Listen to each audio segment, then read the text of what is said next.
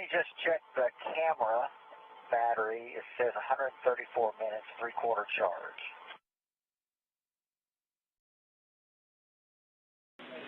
Okay, yeah, copy that. And but you should have the battery charge on the tablet overlay itself.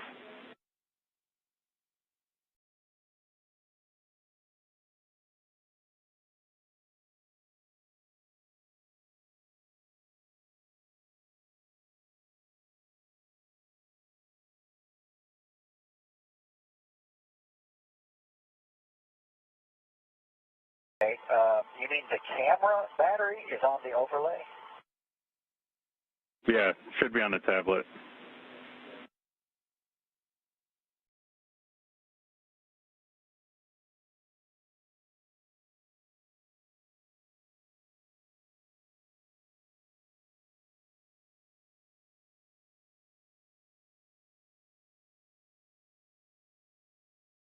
Always learn. Roger that.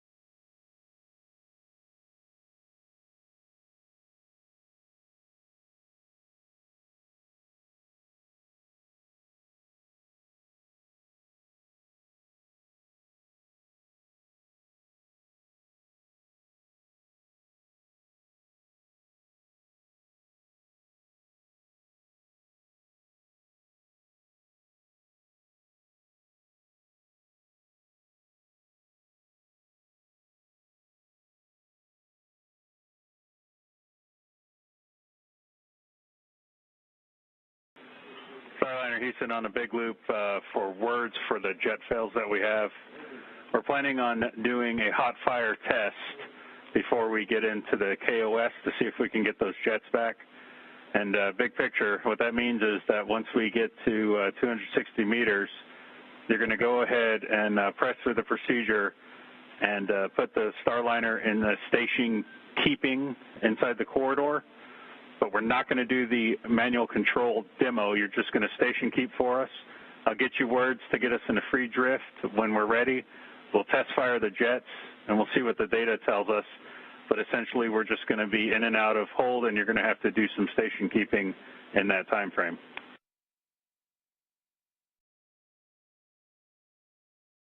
Okay, so at 260 meters, you're going to want me to take manual control and station keep at 260 meters and just hold it there, and then we'll go free on your call. You'll do your jet fire, and then we'll go from there. Yeah, that's good words. That's good words for now. I'll get you more detailed words once we get there, and we'll have to coordinate that for you. And just be advised, we're going to want to know if you can hear or feel the jets, so we'll be in back and forth comm during that time period.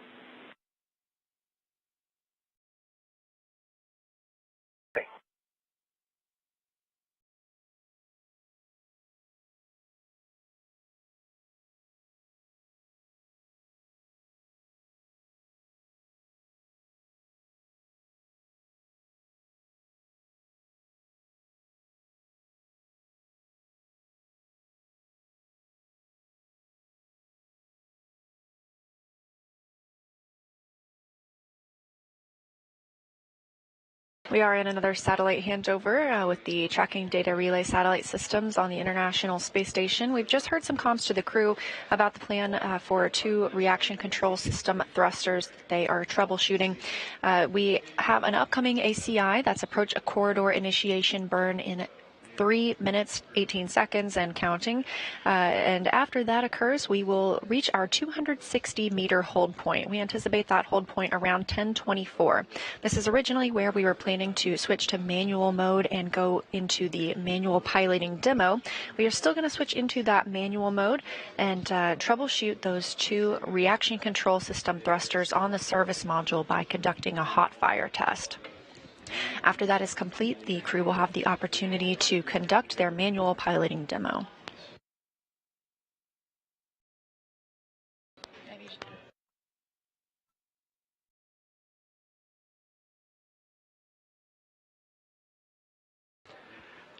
So the two RCS jets that are currently being investigated, they were preemptively turned off by the flight control system with some sensor values that were slightly above the conservative bounds that we have set. So that's the reason why they're going to do a test of those to see if they can bring them back into the active set of thrusters.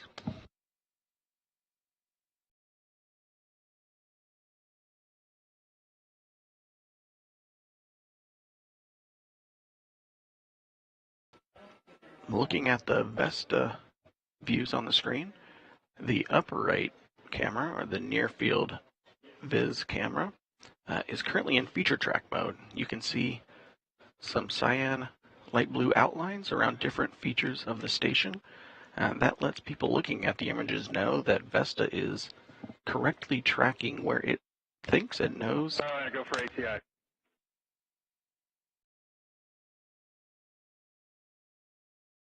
Go for ACI.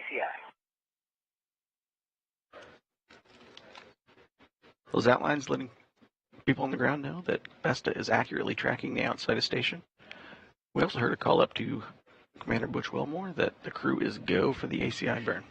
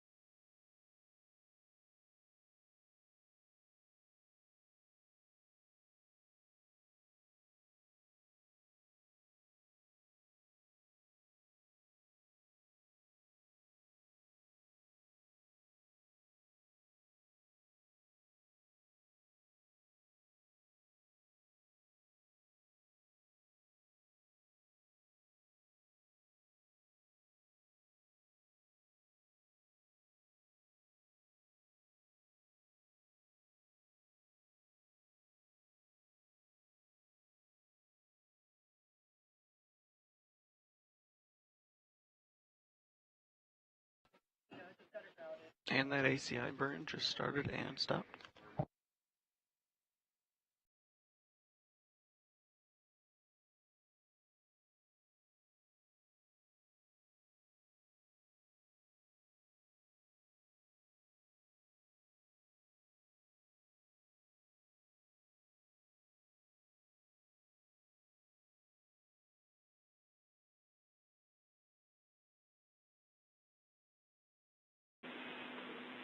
Starliner, good corridor burn. Go for station keeping at 260 meters.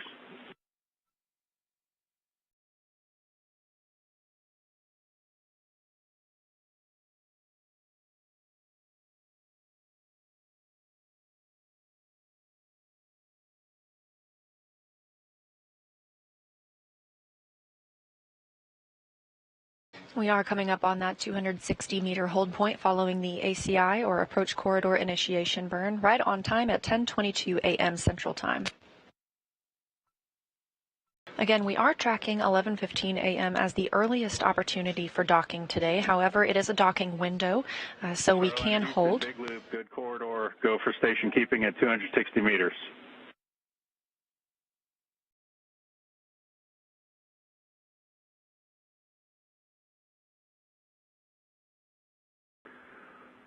hold at 265, hold at 260. Yeah, good readback.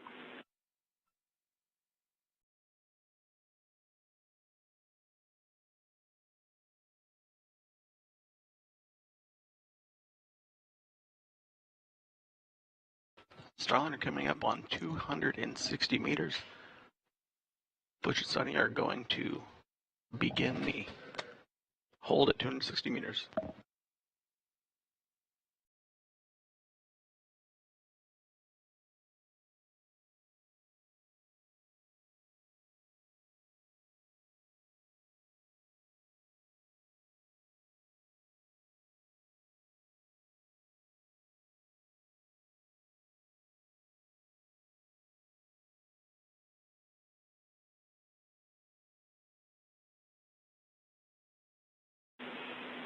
Starliner in this hold for your trajectory, we're looking for about a 10-minute football.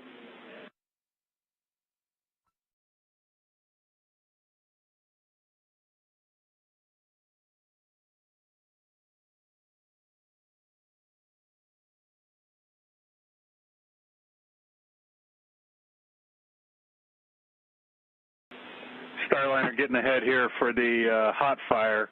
I want you guys to go ahead and pull up 12.10.218, 12.10.218, step 2 for the hot fire procedure.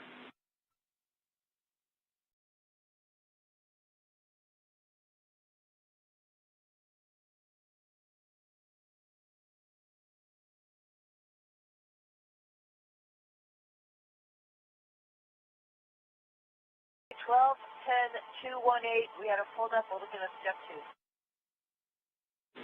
2. Okay, Roger.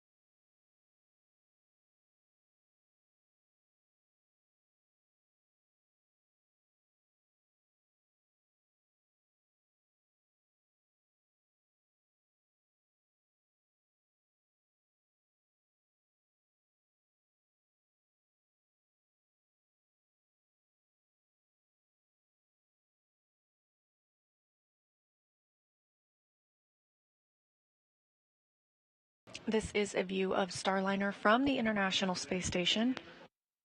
The spacecraft is now aligned with the International Docking Adapter on the Node 2 forward port. That's its intended destination today. They are currently holding at the 260-meter mark. This was a planned hold, however, it is being extended to troubleshoot 2 reaction system thrusters.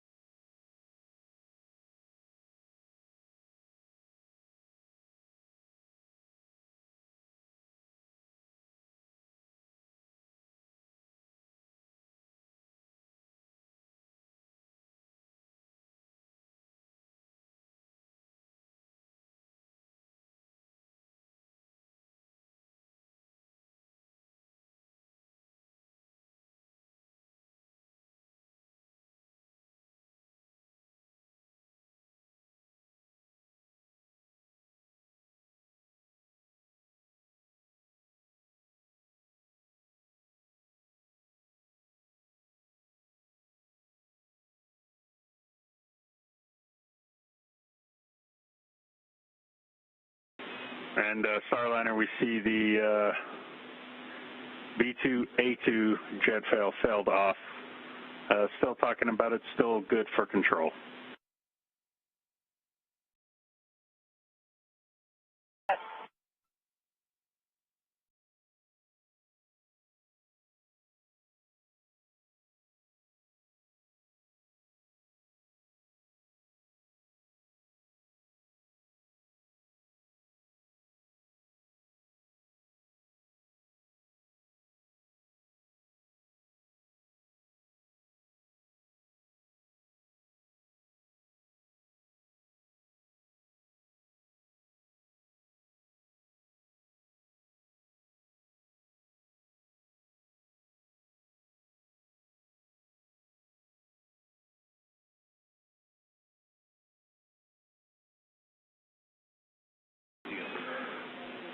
Hey, Butch, we need to sweeten up the trajectory a little bit. Can you give us a couple ups?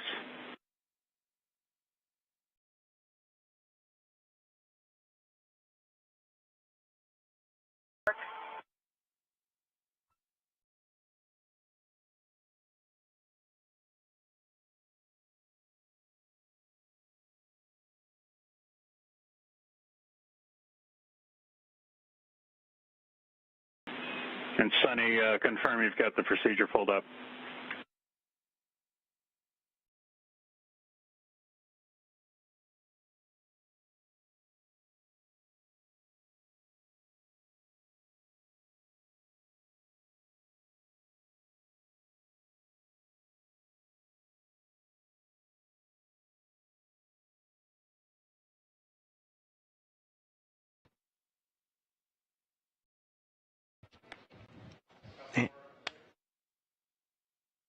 And Capcom Neil Nagata flowing a few messages up to Butch and Sonny. They're currently continuing to. Hey, Butch, for the trajectory, we want to show that we're going to be above the docking axis for 10 minutes.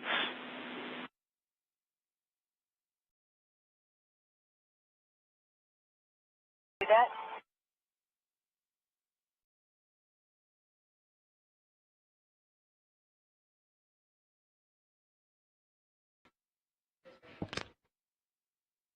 Crew's going to continue their hold outside of the approach corridor.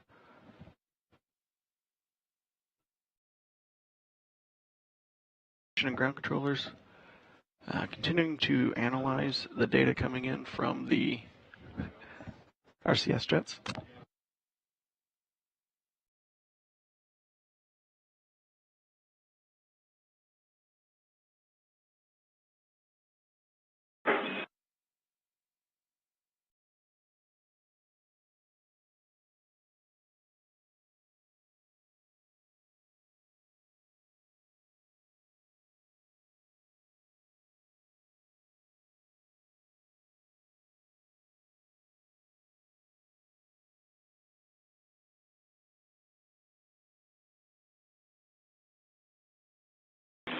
Hey, Sonny, are you guys ready to execute the SM hot fire test procedure? We lost another jet, S1A1.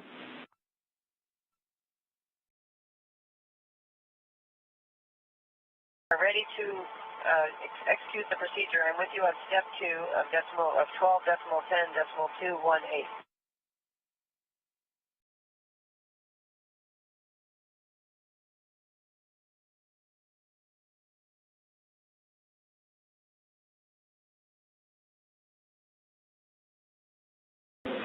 Okay, you guys are go to execute step 2, and in between the hot fires, please damp rates.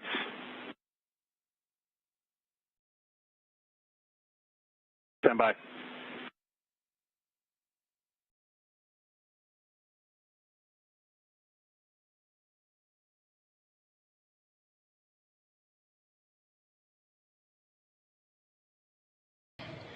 The crew aboard Starliner is preparing to conduct a hot fire test of the thrusters that are currently down.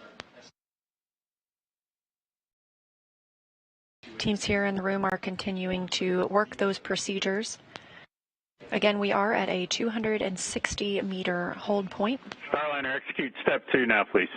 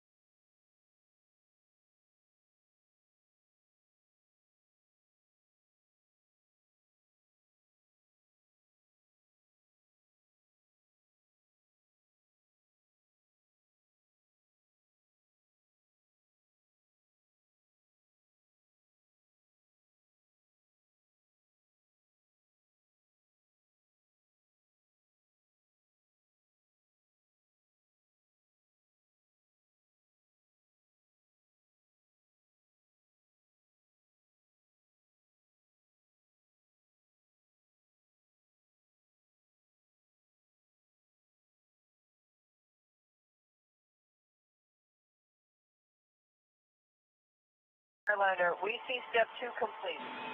Roger.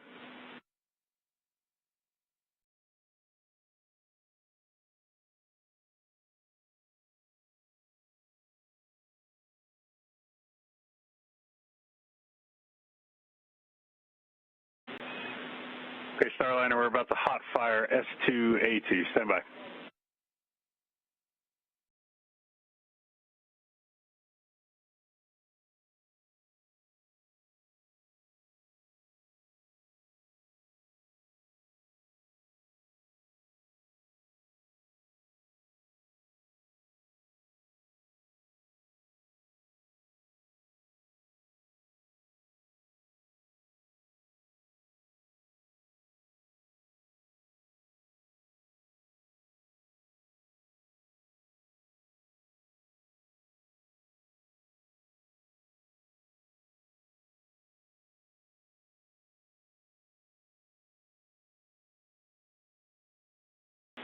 Starliner did a hot fire S2A2. We'll need you to point back at the target, please.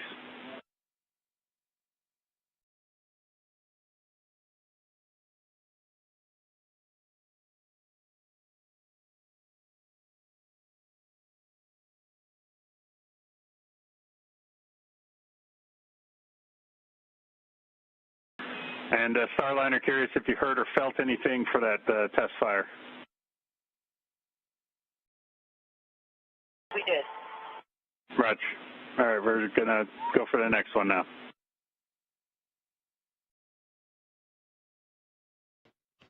And mission controllers here, working through hot firing the jets that have been toggled off. They're doing a 1 by 1, going back and forth between that and having Butch hover in the corridor.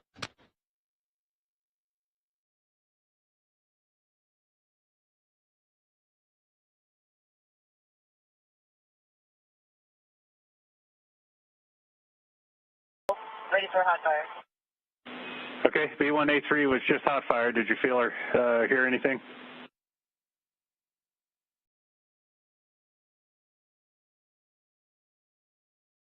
Specifically.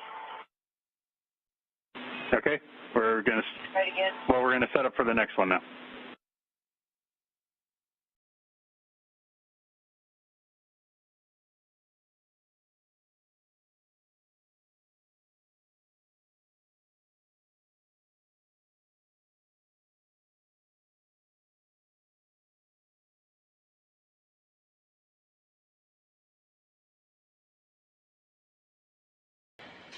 Flight controllers have conducted 2 hot fires on the Starliner spacecraft reaction control system thrusters. They are now preparing to hot fire 2 more thrusters.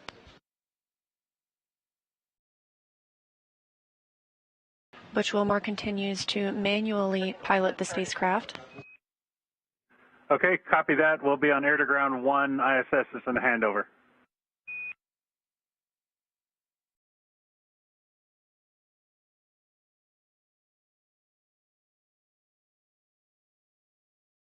Houston, how do you hear our air to ground 1? Yeah, loud and clear. B2A2, we just hot fired. That was the one you felt. That's affirmative.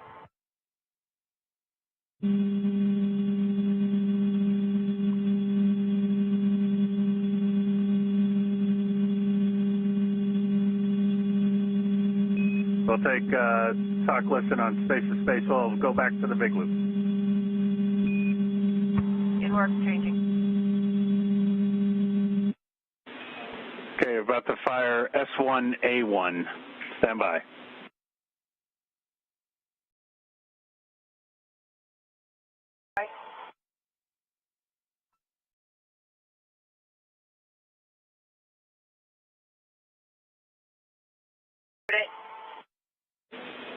Roger.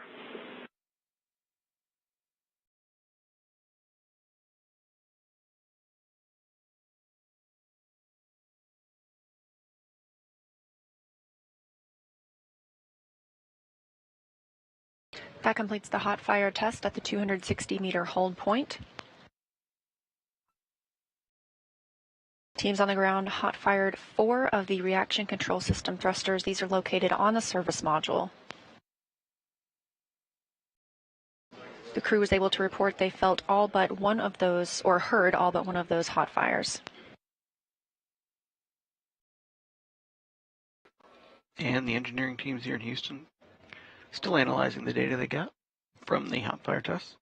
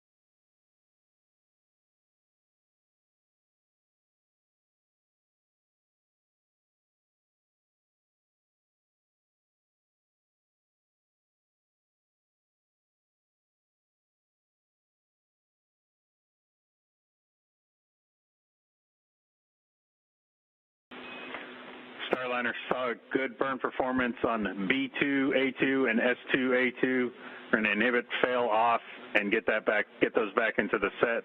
That'll restore 6th off control. And we're still assessing the other 2 jets.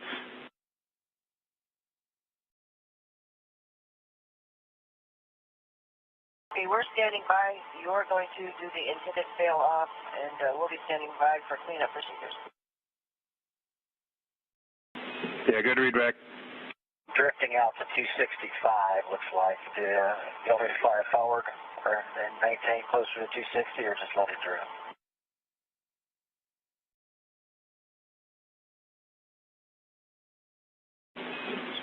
And Butch, go ahead and sweeten that up to get us back into 255 to 265.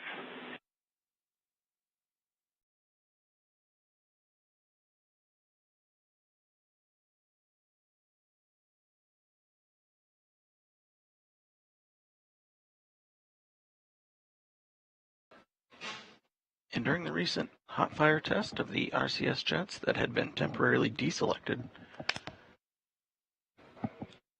the hot fire test determined that 2 of the thrusters were still performing nominally. They just happened to have a slightly out of range sensor value. We have sensor value ranges set fairly conservatively, which is part of the reason why we do the hot fire test, to verify that they are still working. Mission controllers are still analyzing the other 2. B2A2 is back in the set. We have 6th off capability back.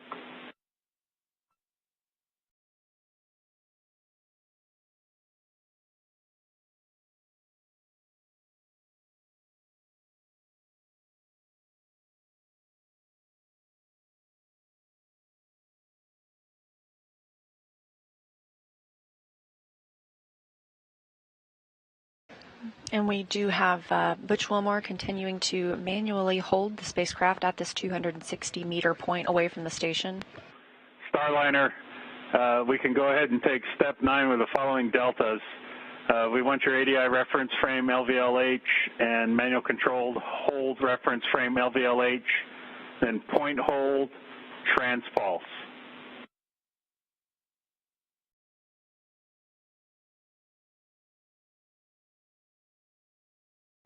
LVLH, point hold, transpulse, and we'll put that in work now. Good read back. And once you're there, go ahead and sweeten up your pointing to get it back at the target.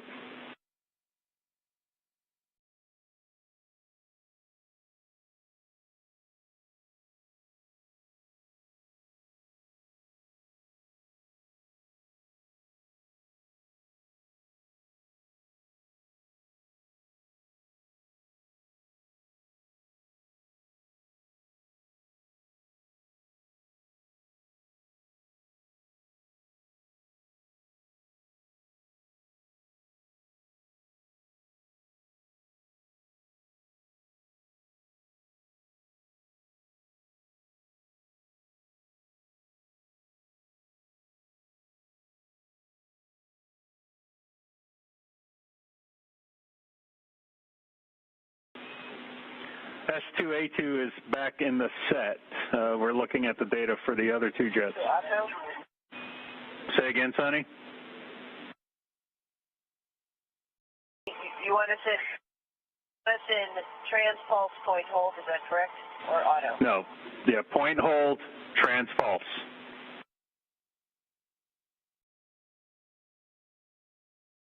We're there? See it.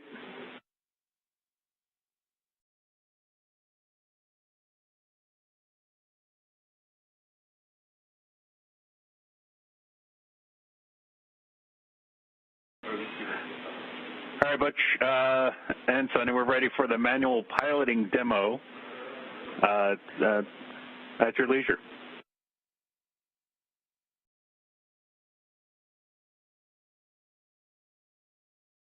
I think I got all axes there, Houston. I'm good with manual piloting. As expected, except for when we didn't have the full 6 off.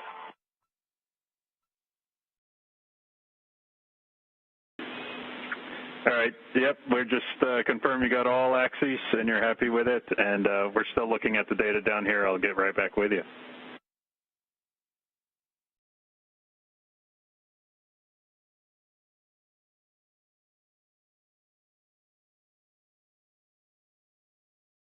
And as teams continue to analyze the data they've received from those hot fires of the 4 RCS, or reaction control system thrusters, they gave the crew the opportunity to conduct the manual piloting demo. They are still at that 260-meter hold point. This is where the demo was initially intended to take place, and due to the station keeping that they've already been performing during these thruster firings, Butch Wilmore reports back that he feels like he has a good idea of control of the vehicle, and he feels that the manual piloting demo itself is complete.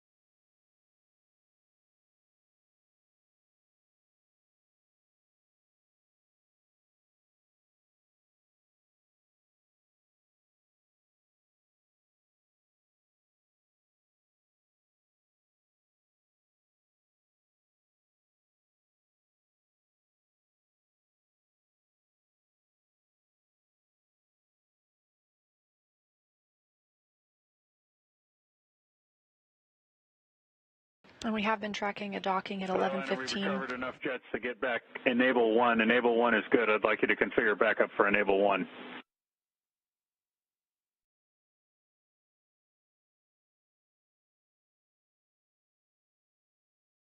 Enable 1 on, enable 2 off. Roger. We were tracking an initial docking time of 11:15 a.m. Central Time. However, that is a window. That was just the first opportunity. So even this extended hold, we still have the opportunity to make that first docking window.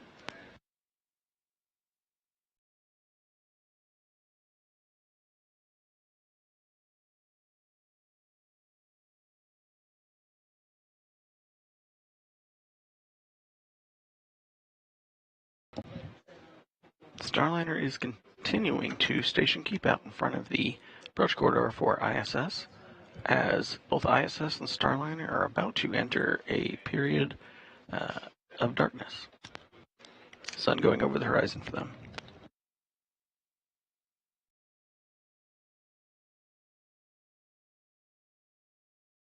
And just as expected, they have entered that orbital nighttime. The International Space Station sees 16 sunrises and sunsets a day, and the orbiting laboratory and Starliner are currently flying approximately 258 statute miles over the Seychelles.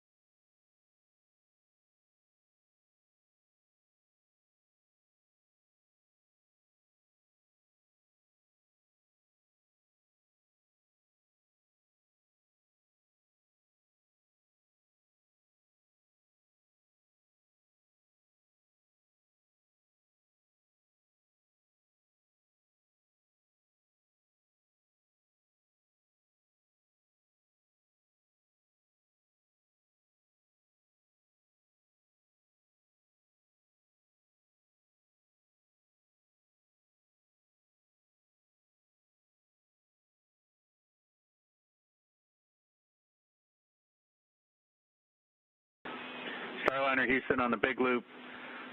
So here's the deal right now. We are 0 fault tolerant to 6th off control, so we cannot technically get into the keep out sphere. However, we would like you to go ahead and fly us in to 200 meters and station keep at 200 meters under manual. And for reference, the attitude that we're targeting is going to be roll pitch yaw 179, 173, and 4.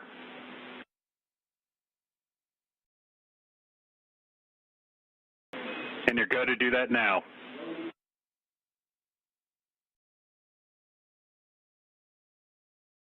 Coming in to 200 meters. Roger.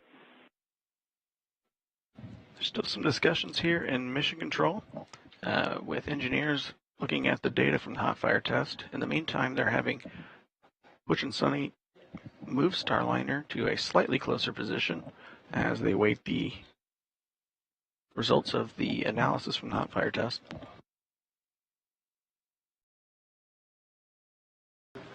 The vehicle is still being manually piloted, and we heard the call that they do not have the go to enter the keep out sphere due to the current configuration. However, as Jim mentioned, they are flying into near that 200-meter point. The keep out sphere is a 200-meter radius around the International Space Station, sort of an invisible boundary.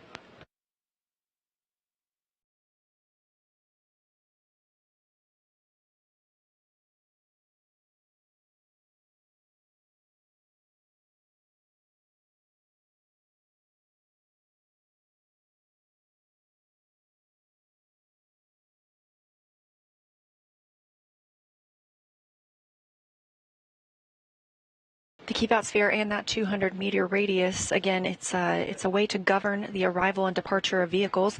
Essentially, before a spacecraft can enter the keep out sphere, it has to be at least 4 orbits safe, meaning if it were to lose control of its thrusters, it would not enter that 200-meter radius within 4 orbits.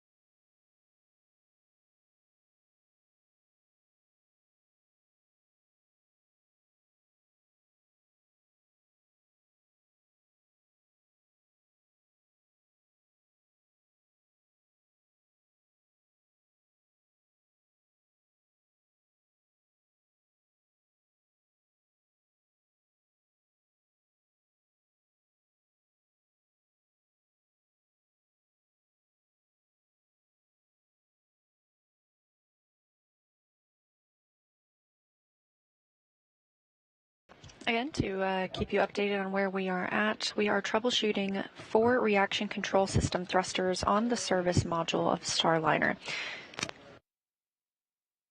At the 260-meter hold point, the crew was scheduled to conduct a manual piloting demo. They did so by station keeping while those 4 thrusters were hot-fired, meaning they're trying to regain use of them.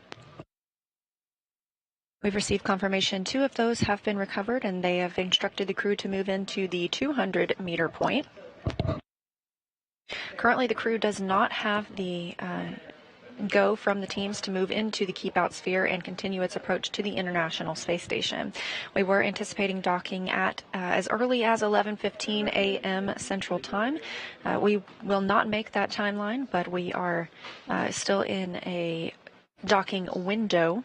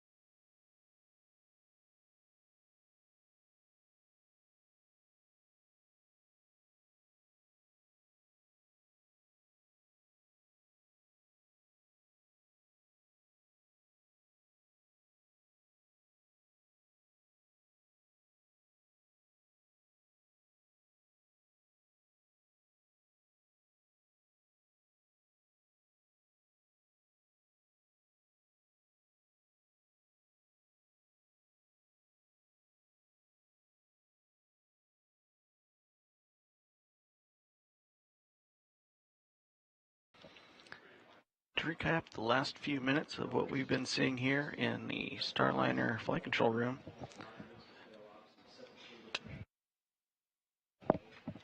Starliner crew, Butch and Sonny, did some manual station keeping, as well as helped do a hot fire test for some of the RCS jets that were automatically taken out of the set for use. Currently, 2 of the 4 that had been preemptively turned off are now turned back on. They saw good data from them from the hot fire test. There's a lot of chatter on the back loops for mission control and the engineers. They're currently discussing a few more of them. Since the hot fire test, Butch and Sonny moved slightly closer to in the approach corridor. All is preparing for the next phase once they finish the analysis of the RCS jet data.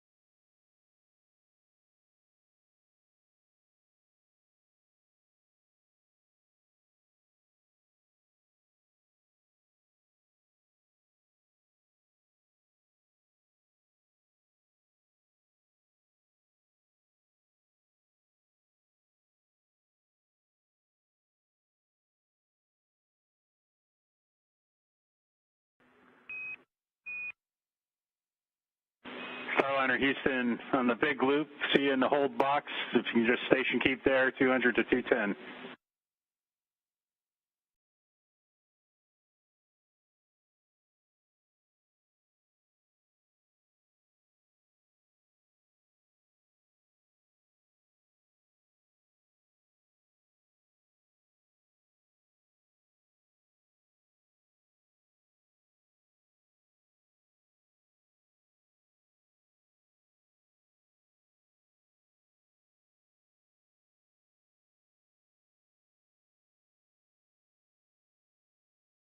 If you're just joining us, we are covering the first flight test of astronauts to the International Space Station aboard Boeing's Starliner spacecraft. This is NASA's Boeing crew flight test. The crew lifted off yesterday at 9:52 a.m. Central Time and is currently about 200 meters away from the International Space Station and holding.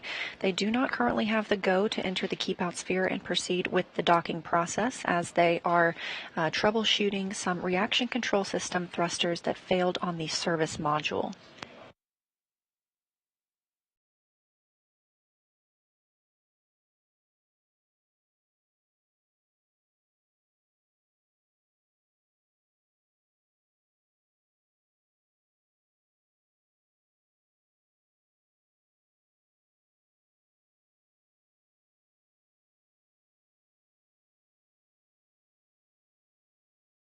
Aboard the Starliner spacecraft are NASA astronauts Butch Wilmore as commander and Sonny Williams as pilot.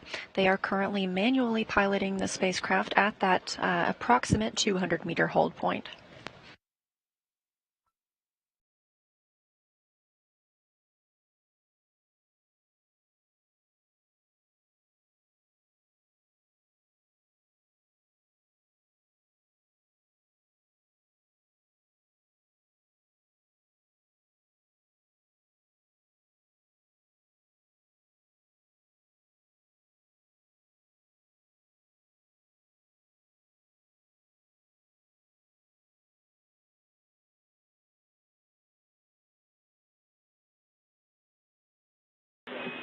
Re-enabled B1A3, talking about our next approach. Just give us a few minutes.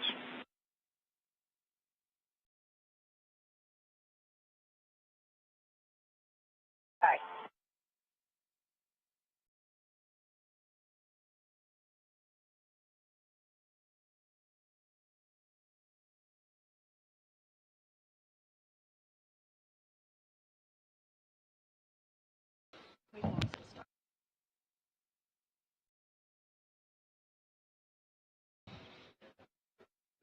And flight control teams here in Houston have re-enabled the B1A3S service module RCS jet.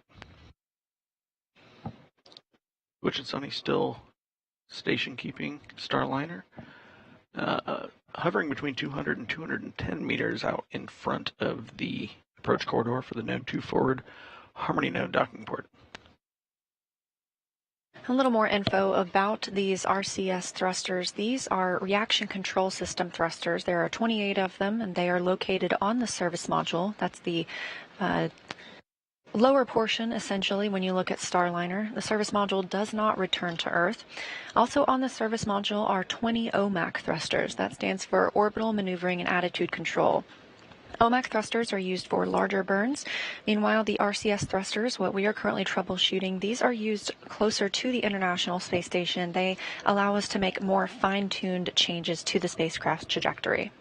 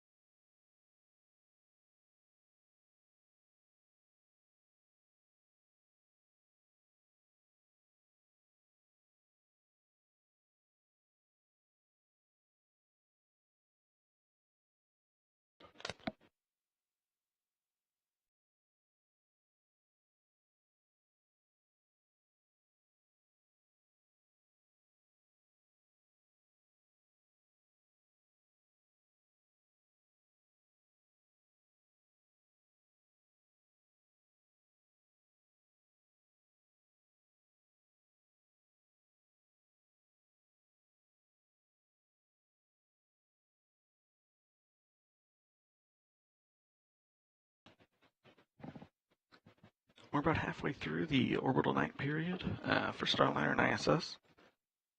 Still some analysis being done on the data from the hot fire test,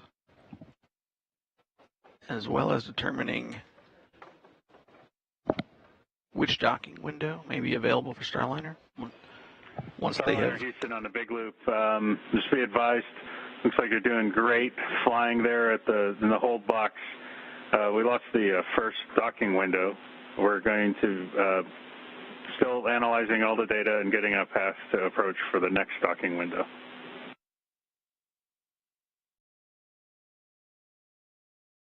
Do that.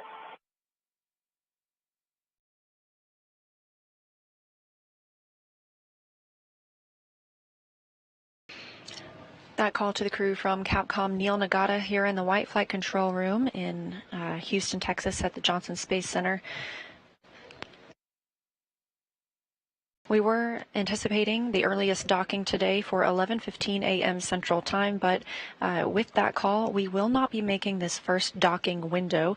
The second of those windows opens at 12:33 p.m. Central Time. And just so you're aware, we deactivated Mustang to help out main B power margin.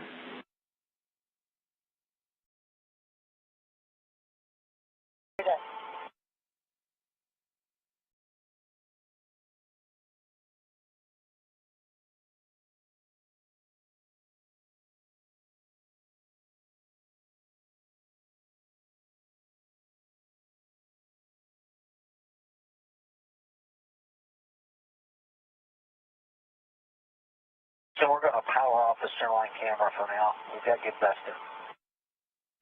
There we go with that.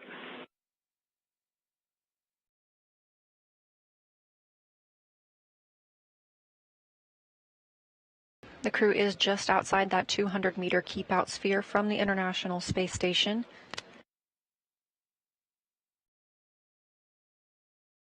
And Butch Wilmore continues to manually pilot the spacecraft.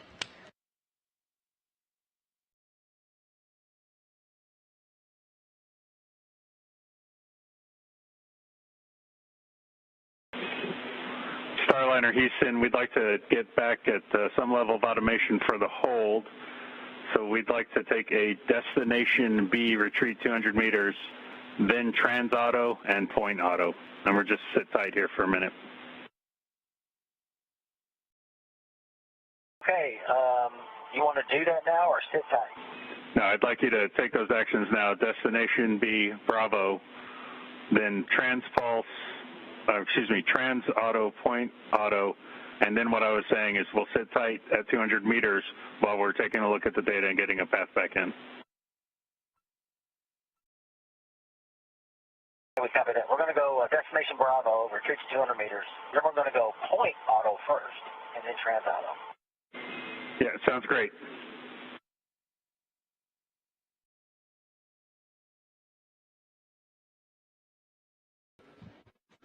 Capcom Neil Nagata flowing up some information to Butch and Sonny. They're following a short procedure to get Starliner back into autopilot mode.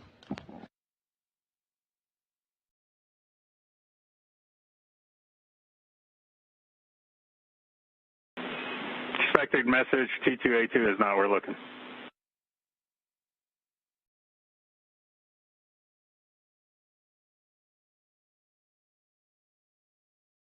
Okay, stand by.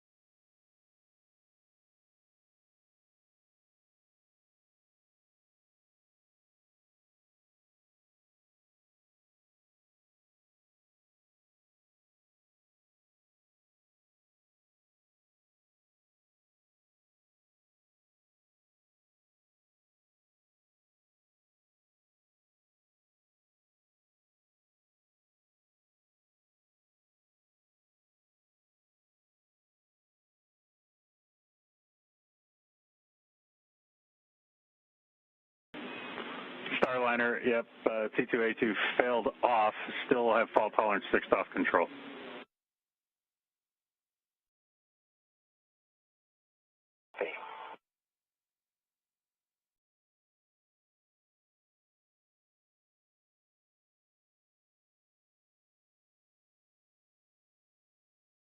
I'm not going to try to figure this out myself. Are we still good at enable 1? Backup control? Stand by.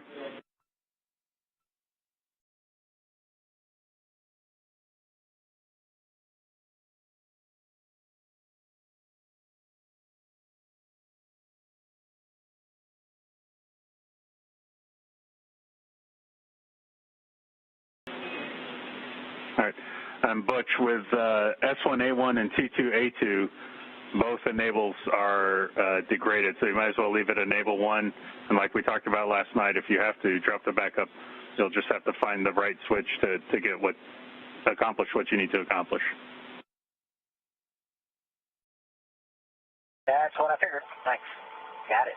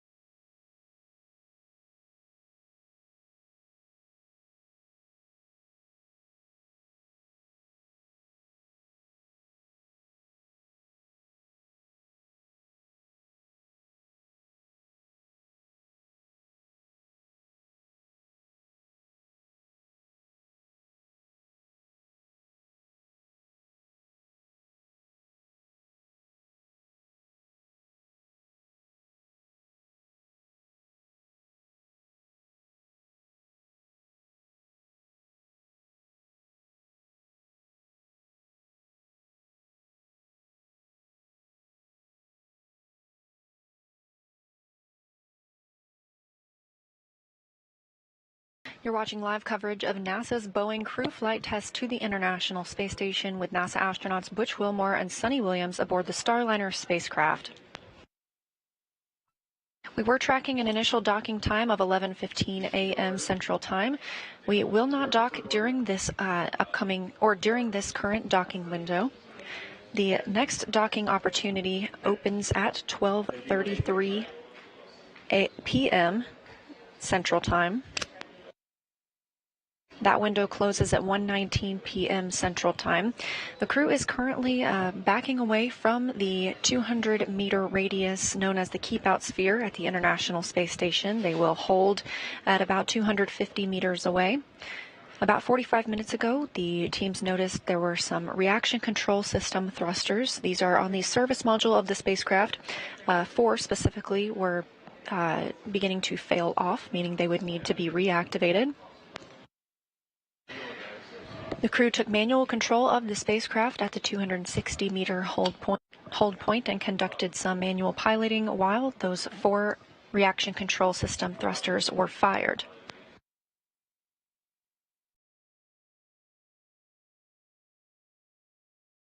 With the current configuration, the teams have not currently given the go for the astronauts and the spacecraft to move inside the Keep-Out Sphere. That Keep-Out Sphere is a 200-meter invisible radius around the International Space Station, and the spacecraft must be considered 4 orbits safe, meaning it would not move into that radius within 4 orbits if it were to lose control of its thrusters.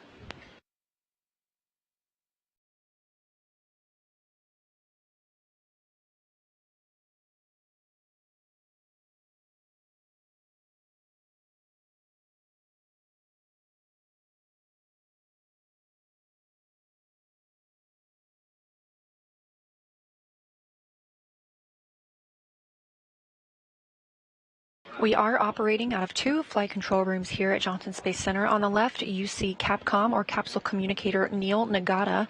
He's the voice you've been hearing speaking with Butch and Suni aboard Starliner. We're in the white flight control room. This is the Starliner flight control room.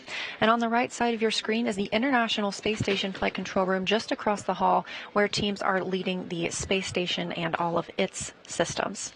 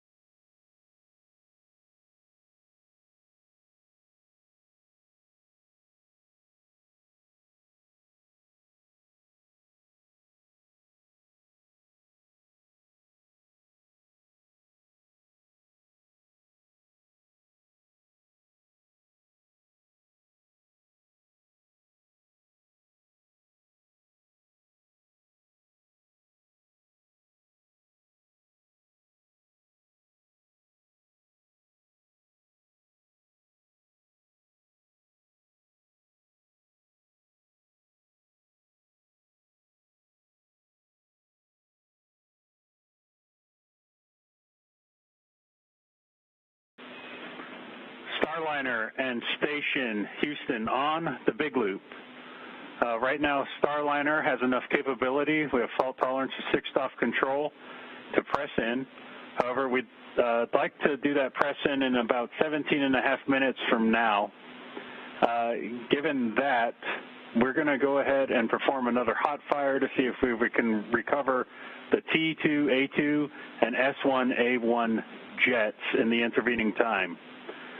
So for Starliner, once we get into insulation here and get our optical cameras back for Vesta, we're going to get back into the SM hot fire test procedure. Starliner copies. Sunny's pulling it up. Station copies.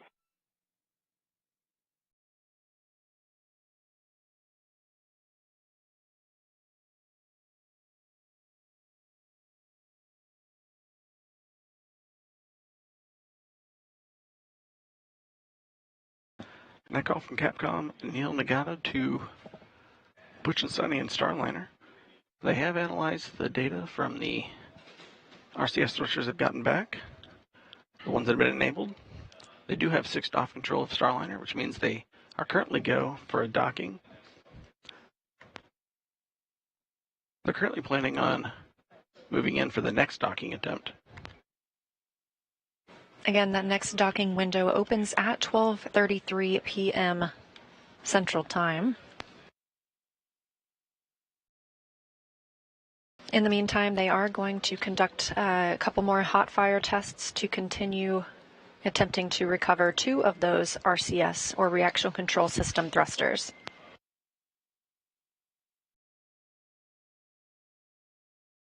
We are reaching the end.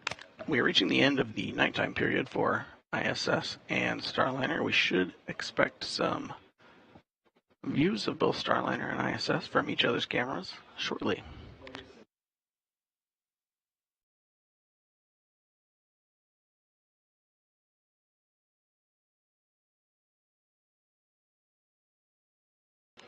There is a possibility to hot fire some of the jets again during this time period. We will wait for a call from the Capcom. Starliner for the hot fire. The plan here is we're going to hot fire 3 jets, B1A3, T2A2, S1A1. Part of the reason we have to go back and take a look at B1A3 is because we had an attitude correction. We told you to do it, and it kind of muddied the rates for B1A3. So to get confidence back in it, what we're going to do here is we're going to have you go, we'll have you go to point hold and manual, right? And then we're going to sweeten up the station keeping. We're going to go to free drift, and then we're going to go ahead. I'll let you know when we start firing those jets. You'll be hands off until I tell you you're hands on. How copy? Hands off the 10-minute hands on after we go free drift. We're ready. Okay, and also to make things a little simpler, we're going to stay in LVLH for this one. So stand by for my next call to get us configured. Standing by, yeah, we like LVLH. We were curious while we were in Nurseville to begin with. Thank you.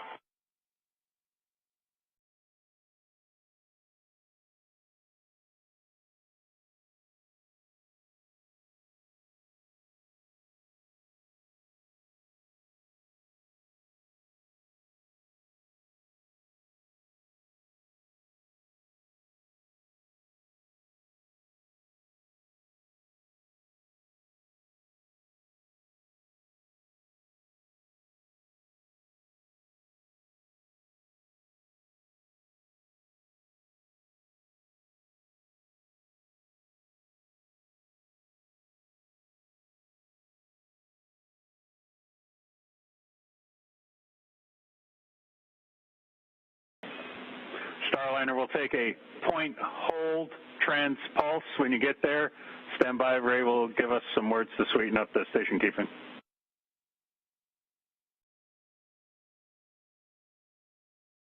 Okay, we are point hold transpulse.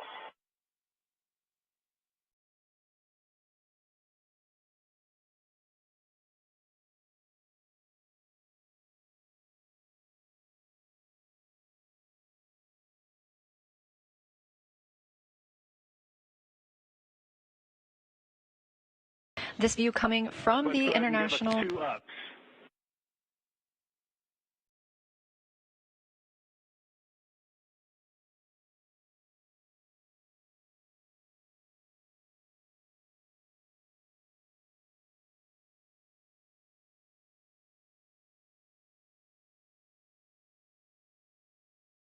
All right, Starliner, we'll take point free, hands off.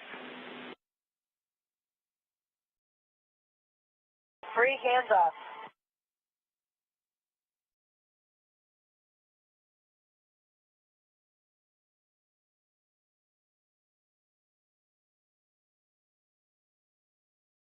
Again, this view live from the International Space Station, and you can see Starliner still at that approximate 220 to 250 meter point. The space station and Starliner are entering into an orbital daytime, currently flying 259 statute miles over French Polynesia.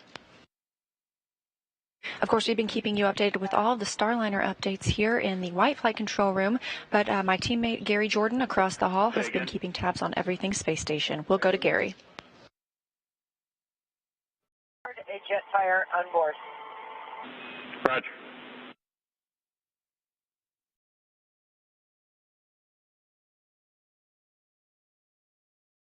And this is Mission Control Houston.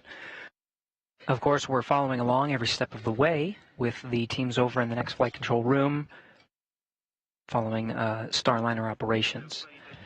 Some of the views you were seeing were of the flight director, Vincent LaCourte, speaking with Ed Van Cise, flight director over in the Starliner flight control room, coordinating on entering that keep out sphere. We've been showing you periodic views of some of the telemetry that shows that sphere. Now, of course, once we cross that boundary, we're, of course, now in integrated operations, but that boundary needs to be carefully coordinated before pressing in and make sure it has the right fault tolerance.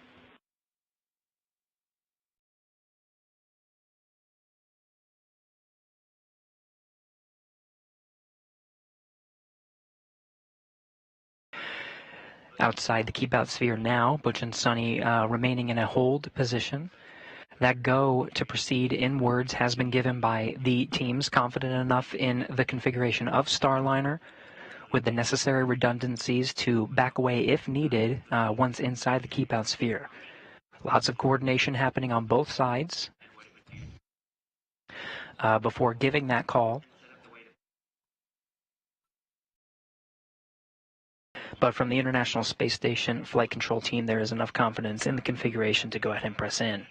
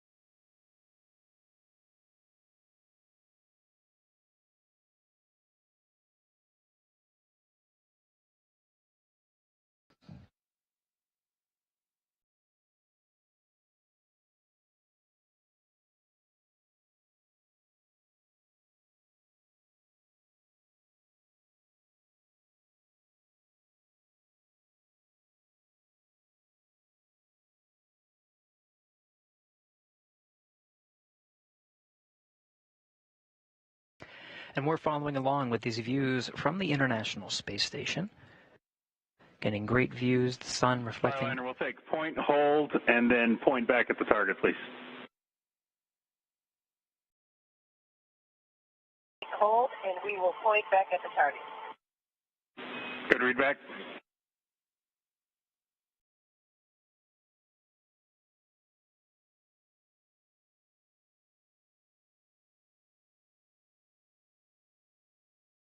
The point hold of the Sarge being one of the features of the International Space Station. The Vesta system, which we've been talking about on Starliner, tracks some of the features of the International Space Station, just making sure the pointing is right, and we do have some time to figure it out. Again, there's another about 8-minute window before the crew is given the go to press in inside the keep-out sphere. Now, there are several milestones once we press inside the keep-out sphere. To enable a docking, the window of which starts at 12:33 p.m. Central Time this afternoon. But once inside the keep-out sphere, the crew is scheduled to have a 10-meter hold point. We're not pressing in straight from the current position, just outside, just about 200, a little inside 220 meters right now from the station's forward port.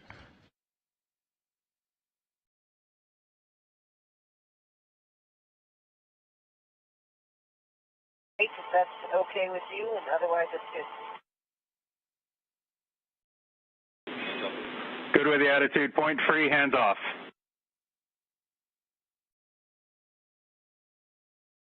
Attitude point free, hands are off.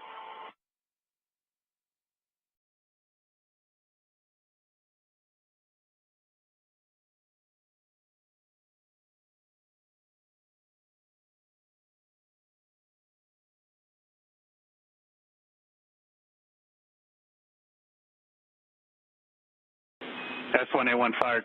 Jet fire. Roger.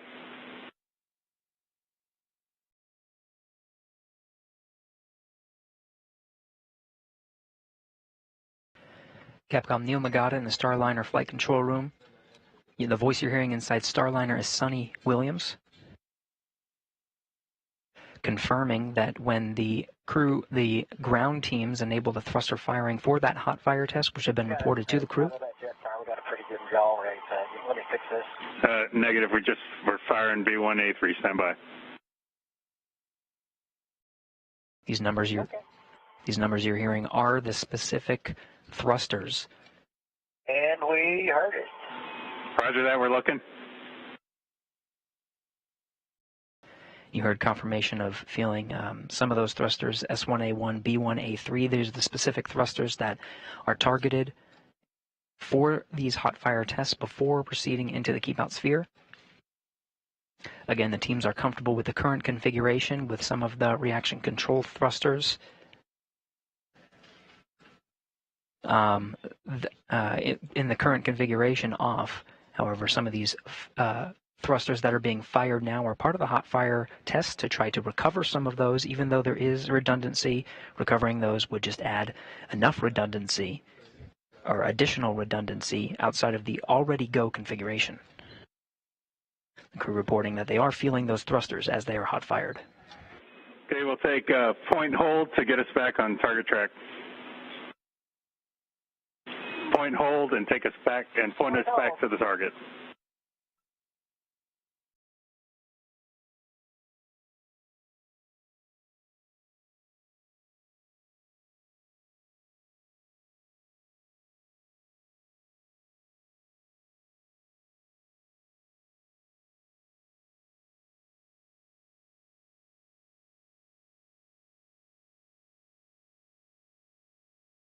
Okay, we'd like to do translation.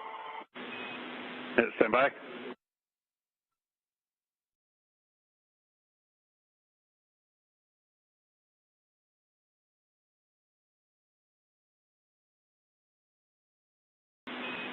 Starliner, your go to translate back to the hold box manually.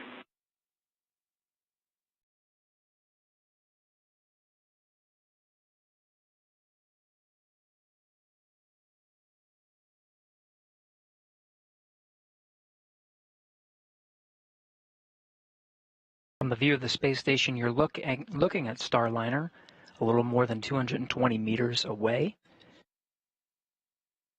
The crew has been given a go to switch back to manual mode and push in just a little bit to the hold box before pressing in. Team's continuing to analyze the hot fire test. And we're tracking and following along with the teams before going ahead to press in. From this view in the orbital daytime, you can see some of the RCS jets firing. as crew takes manual control.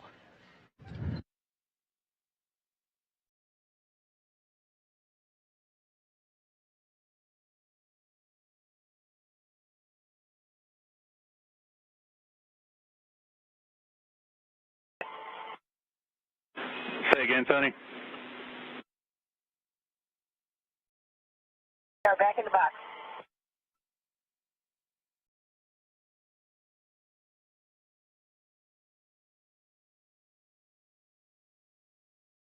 And can you guys get us in 200 to 210 meters, please? 200 to 210. Starliner crew confirming. From the ground, they just need to push in just a little more from where they are. An extra 10 meters or so should get them inside the box, the planned hold box. Again, and they'll continue to hold there. Right now, the crew on manual flight and continue to hold there until given the go to press inside the keep-out sphere. We're just a few minutes away from the scheduled time that the crew is scheduled to depart inside the keep-out sphere. We'll follow along with the teams as they give that go.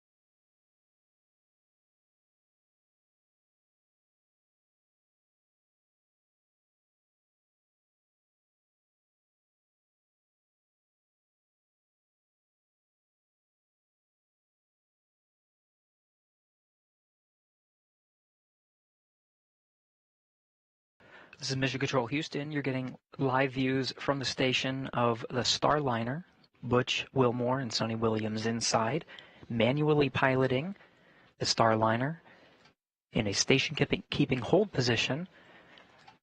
Right now, just about 212 meters from the station. Station and Starliner are flying approximately 257 statute miles over the Pacific Ocean, approaching the west coast of Mexico, about to fly over the Midwest of the United States on a northeastern trajectory. In an orbital daytime, you're getting great views from the outside of the station. Teams continuing to analyze the Starliner before going ahead and pressing in to the keep-out sphere. The earliest window to do so is crossing right about now, but we'll wait for that go from both teams concurring to press in and go through those next steps to the 10-meter hold point. We'll get that view of Starliner a lot closer than what we're seeing now. We're attempting right now the second docking window, continuing to look at the Starliner and its systems, the reaction control thrusters that are needed to enable a go to proceed inside the keep-out sphere and ensure a safe docking to the International Space Station. The window for that second attempt opens at 12:33 p.m. Central Time. That's, of course, Starliner Houston C in the box. We'll take auto. Auto.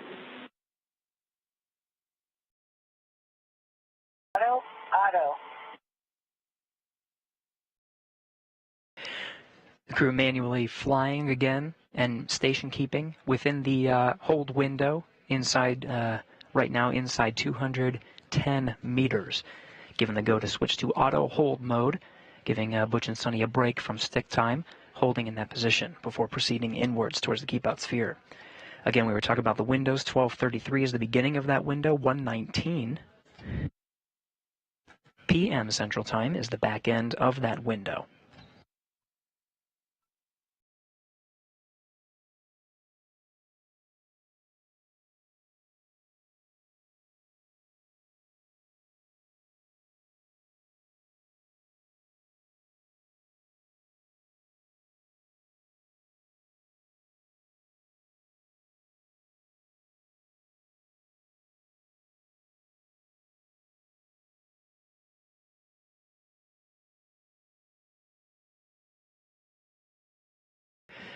Flight controllers here in the International Space Station Flight Control Room, continuing to evaluate steps needed to ensure a go to proceed inside the keep out sphere, and go ahead and press in for that attempting for docking within the second window. We're following along very closely and coordinating. Houston.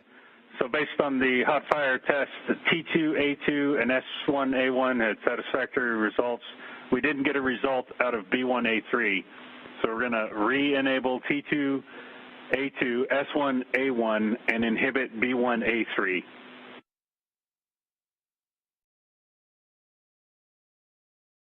We copy all. You're going to inhibit B1A3. The other two, we see one of them back online, and it felt like the rest of them to us. I'm not sure what your data shows, but okay, copy all. Okay. Just read that back. You felt all three. Yes, we felt all three. Roger.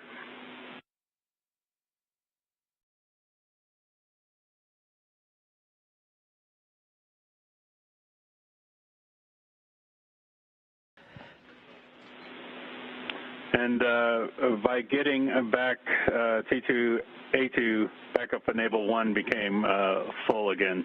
And I don't think he switched out of that, but we're still go backup enable 1. For that, enable 1 on, enable 2 is off. SMRCS. Roger that.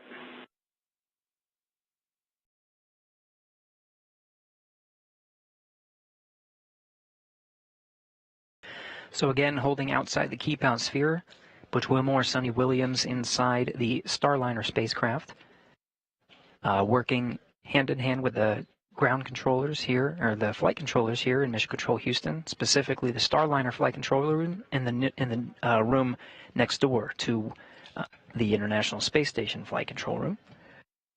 The teams worked together to hot fire some of the reaction control thrusters that went down.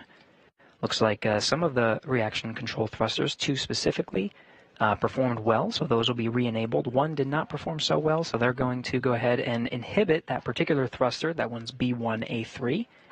Currently analyzing the configuration before pressing in.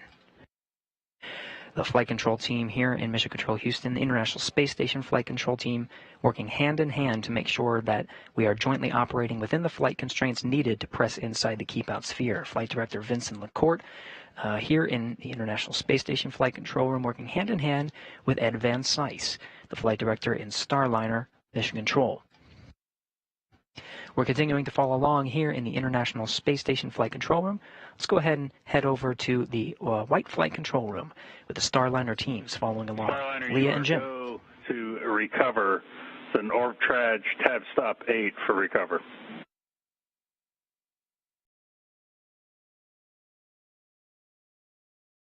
Stop 8, recover. Here we go.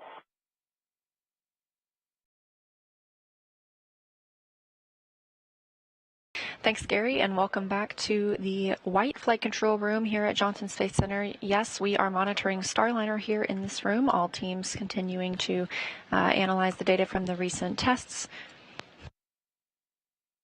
And as you can see, Starliner in this live view from the International Space Station, it is essentially parked at about 200 meters away from the station. Again, we are waiting to move into the keep out sphere, that 200-meter radius around the space station. We are targeting the next docking window that opens at 12:33 p.m. Central Time. Now we are in another tracking and data relay satellite system handover. We expect to regain those visuals shortly. Meanwhile, here's another good look at the teams in Mission Control Houston, both Starliner and International Space Station. As Gary just shared, over there on the left, in the middle of your screen, that is Neil Nagata. That's the Capcom you've been hearing speak with the crew.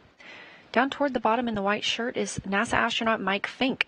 You may have seen him on the launch broadcast yesterday. He is also a crew member for the Starliner 1 mission. Up at the top of your screen, that's Flight Director Ed Van Cise.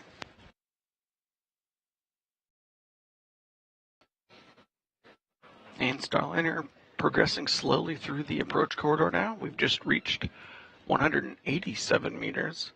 190 meters, the first distance, and Starliner's flight plan for docking.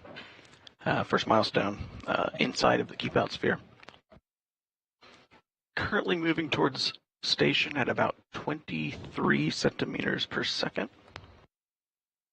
We're going to continue our slow approach until the 10-meter point at which we have a planned hold where we will enable the NASA docking system, NDS, and then prepare for a final docking several minutes afterwards.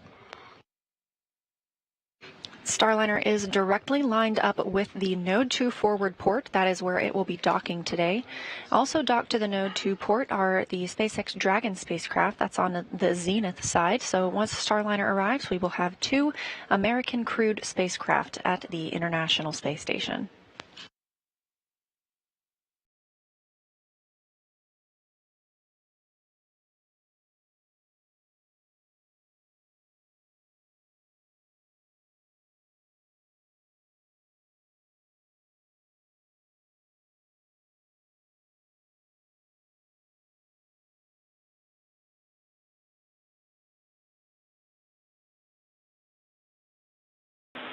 Station Houston on the big loop.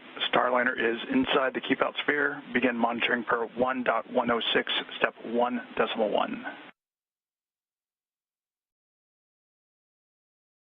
1.1, 1.106, station.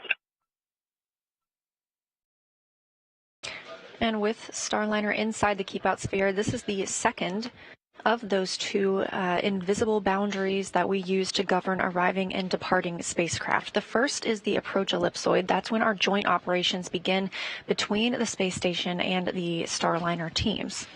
Now, the keep out sphere, we had to wait outside of this location for a go. You have to have at least 4 orbits safe before you can move into the keep out sphere. That means if you were to lose control of your thrusters, you would not move inside that boundary for 4 orbits. Just to make sure we're on the same page, we're inside the keep out sphere, and we are in procedure 6.102, step 28 with you.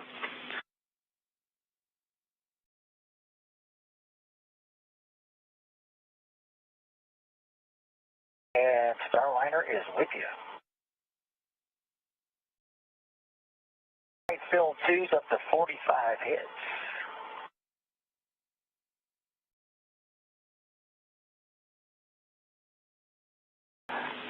And Barry, that is as expected. Those will reject up until 10 meters.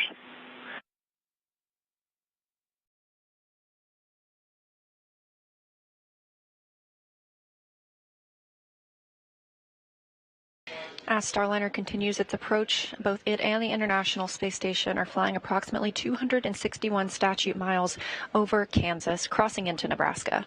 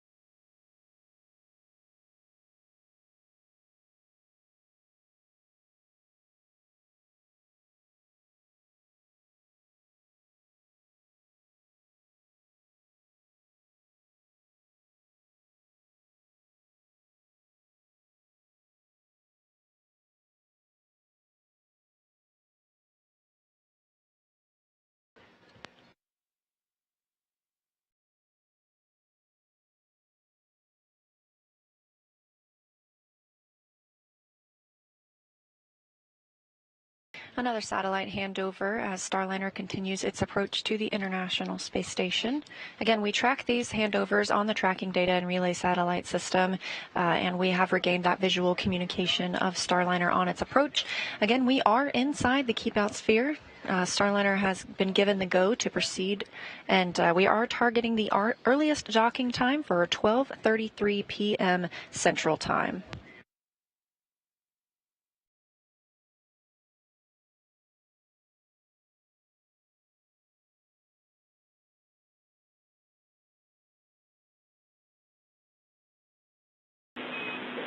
And Starliner looking good on our current rates in. We're expecting about a 6-minute lighting hold when we get to 10 meters. Minute lighting hold, copy.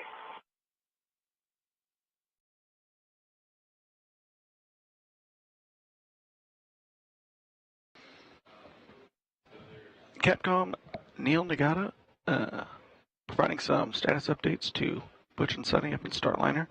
And they're still progressing slowly towards the 10-meter hold point.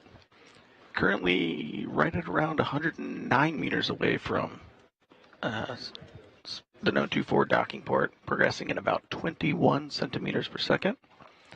Once Starliner reaches the 10-meter holding point, it will hold for about 6 minutes to wait for nominal lighting.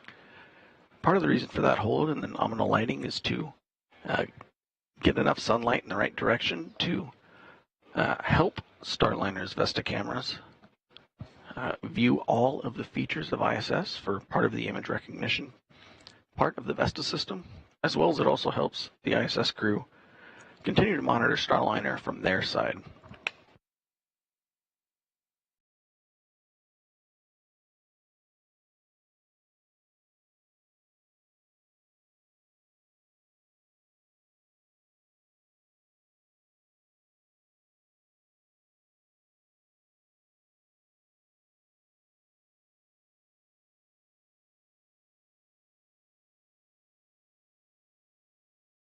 And just a reminder of the NASA astronauts aboard Starliner today. Commander Butch Wilmore, it is his third flight to the International Space Station after having been selected as an astronaut in 2000. He flew first to the International Space Station as a pilot on Space Shuttle Atlantis in 2009 and served as a flight engineer for Expedition 41 in 2014. NASA astronaut Sunny Williams is the pilot for the CFT mission, or crew flight test. She was selected to be a NASA astronaut in 1998. This is also her third flight to the International Space Station, the first one coming as a flight engineer for Expedition 14, and in 2012, a member of Expedition 32.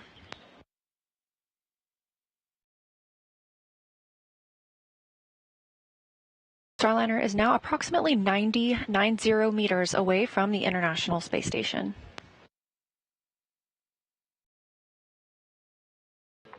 And at the 100-meter point of Starliner's approach towards ISS, it has slowed down to 0.1 meters per second, or 10 centimeters per second. It will continue at that lower rate until it reaches the 10-meter holding point.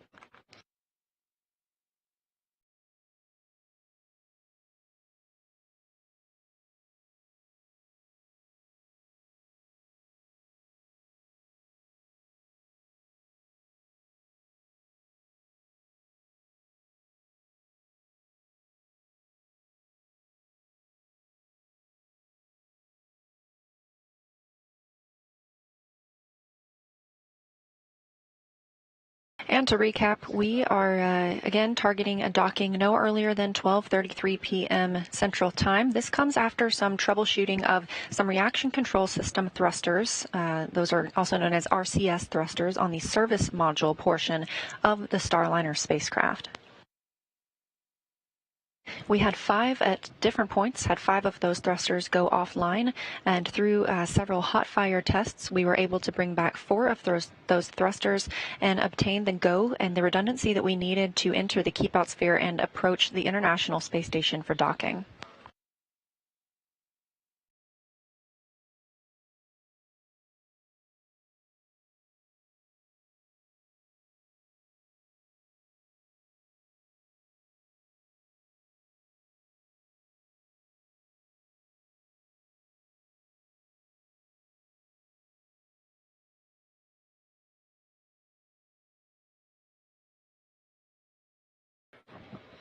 Passing through the 80-meter mark on Starliner's approach to the Node 24 docking port, we'll expect another decrease in velocity right around the 50-meter mark. We'll cut it in half down from 0.1 meters per second to 0.05. Then further, when we get to the 30-meter mark, we will turn on Starliner's forward docking lights.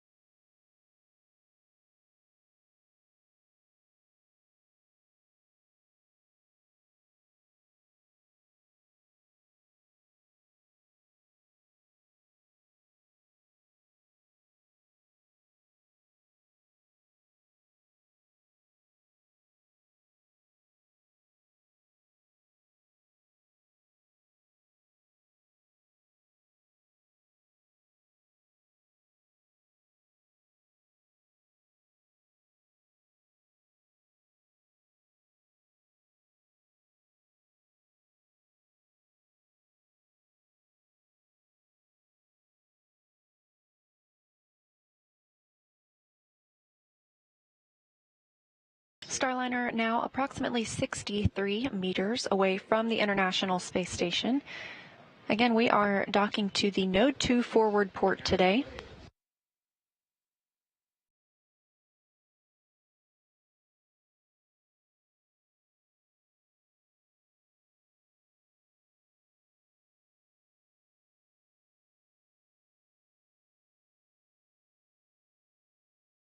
We are now 33 minutes away from the opening of the next docking window. However, we may hold at the 10-meter hold point for lighting to balance out and give us a better view of the international docking adapter that Starliner is targeting.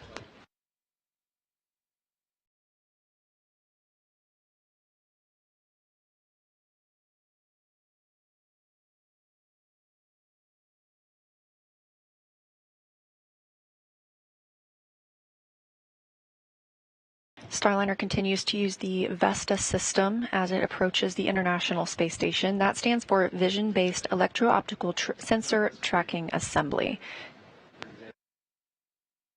There are two VESTAs on Starliner so that we have fault tolerance. These include vision-based cameras, a long-wave infrared camera, as well as LiDAR.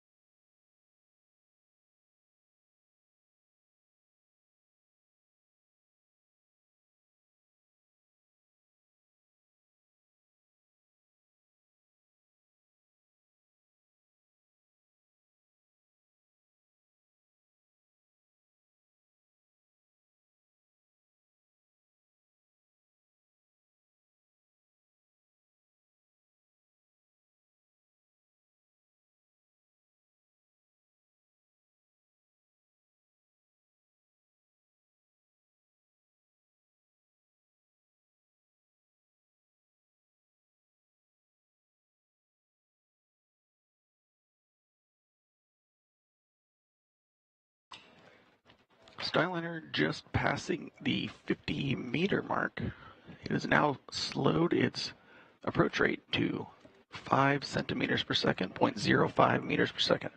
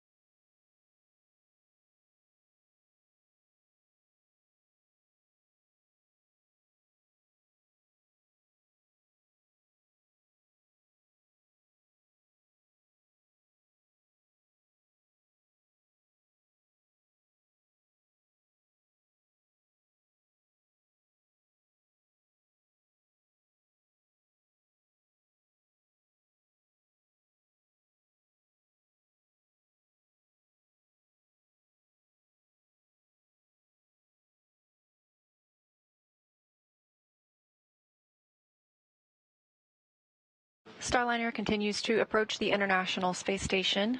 Both are traveling at approximately 17,000 miles per hour, but in these proximity operations, we have to move very slowly and precisely to line up properly with the Node 2 forward port.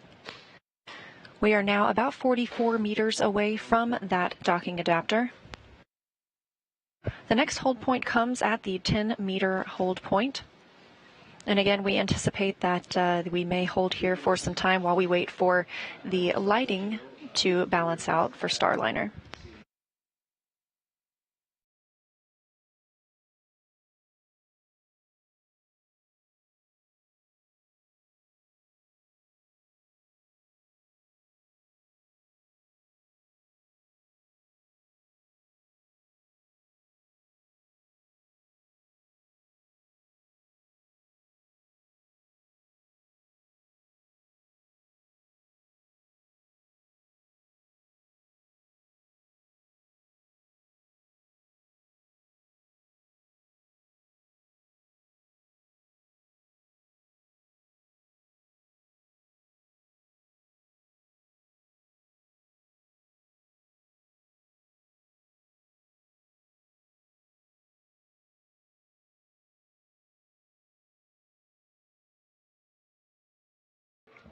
And coming up on 40 meters away from station, still progressing at about that 0.05 meter per second approach rate.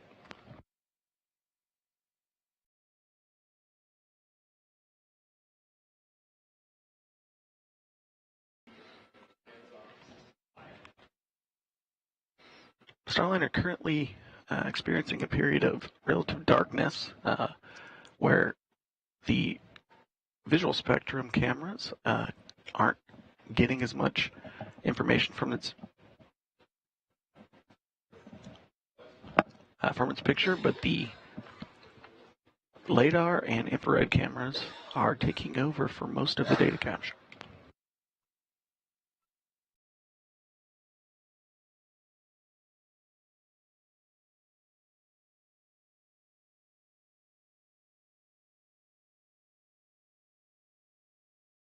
Again, this is NASA's Boeing crew flight test to the International Space Station, the first flight of astronauts aboard Starliner. Today, they are carrying NASA's Butch Willimore and Sunny Williams, both making their third trip to the International Space Station after lifting off at 9:52 a.m. Central Time yesterday from Space Launch Complex 41 in Florida.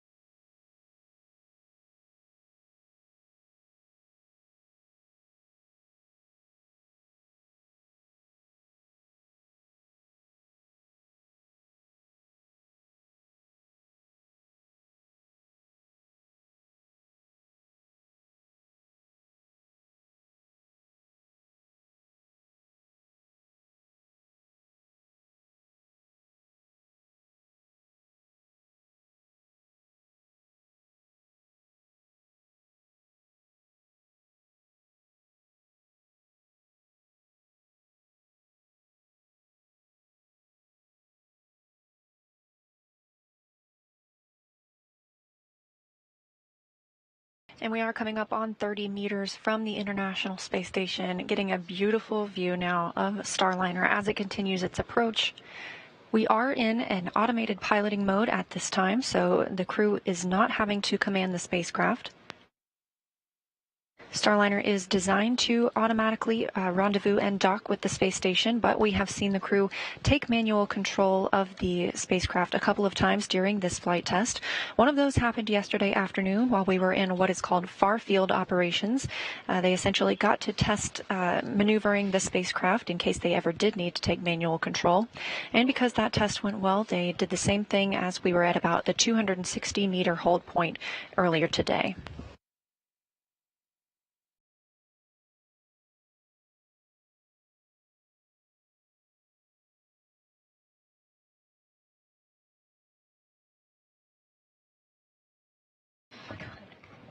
Just passed through the 30-meter mark, and you see the Starliner's forward docking lights turn on.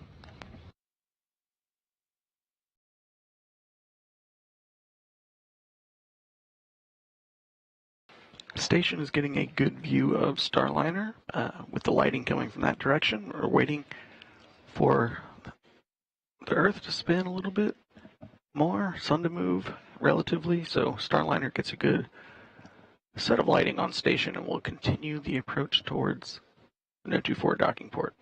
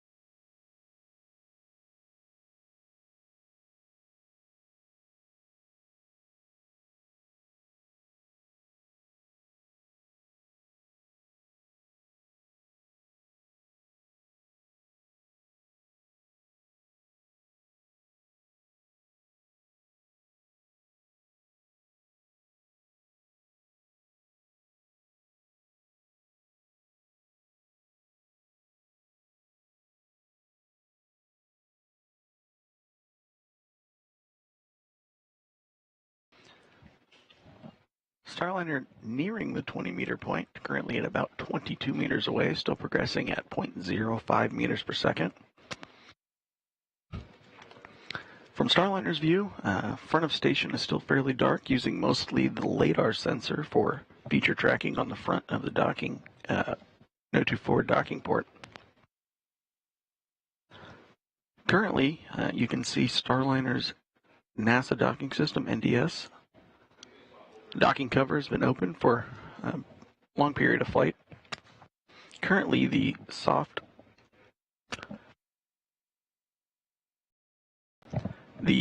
docking ring on the soft capture system is retracted. It's the inner metal ring on the front of NDS with the 3 pedals sticking out from it.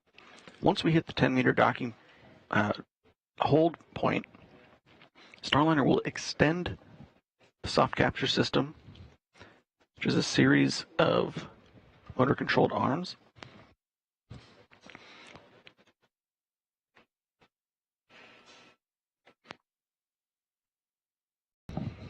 Once we start moving forward after the 10-meter hold point, those arms will remain extended.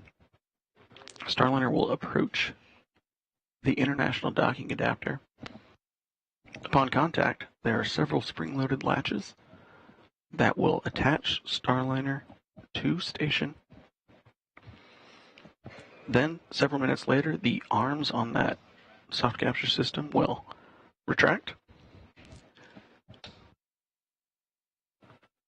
From there are several hooks that will securely latch Starliner onto that docking port, and then from there we will have hard capture. Right now we're currently coming up on 16 meters away.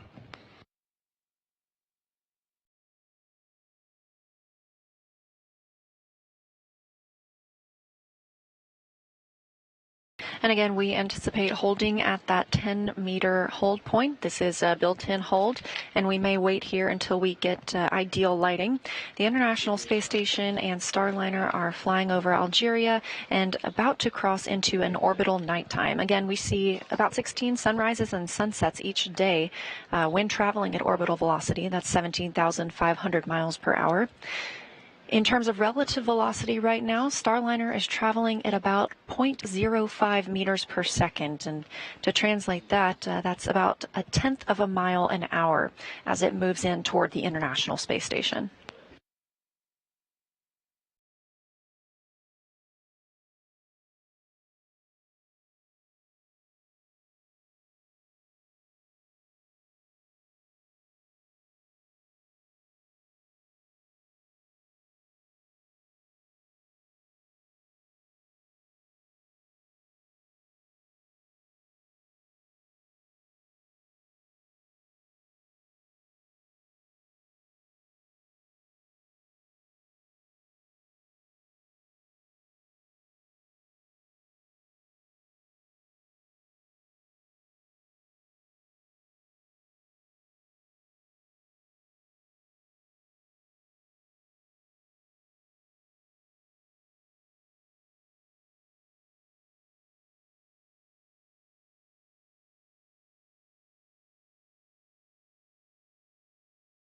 Meter hold confirmed.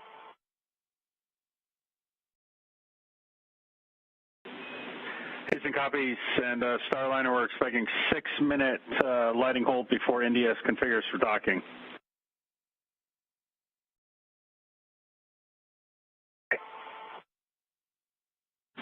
Station Houston on the big loop. Starliner's at the 10-meter hold point. ISS crew perform 1.106, step 1.2. Station copies on the big loop, executing 1.2 of 1.106. ISS crew ready for final approach. Houston copies. Starliner Houston, got your fill-ins for your step 31. The maneuver to target align will be at 17:27:40. Expect final approach at 17:30. We're going to have 47 minutes of margin.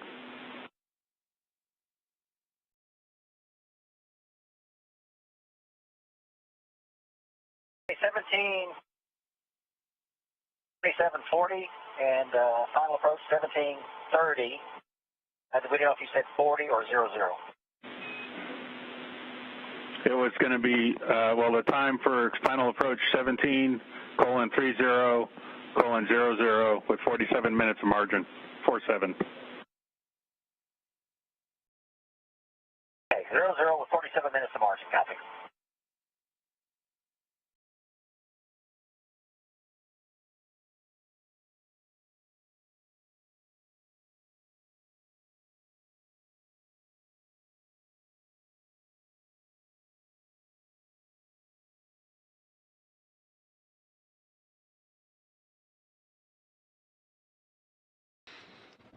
Starliner holding steady in the 10-meter hold point. Currently about 3 minutes and 50 seconds away until for the first phase of the 10-meter hold. We're waiting for better lighting for Starliner's cameras. In the second phase of the 10-meter hold, the NASA docking system will continue to finish its initialization.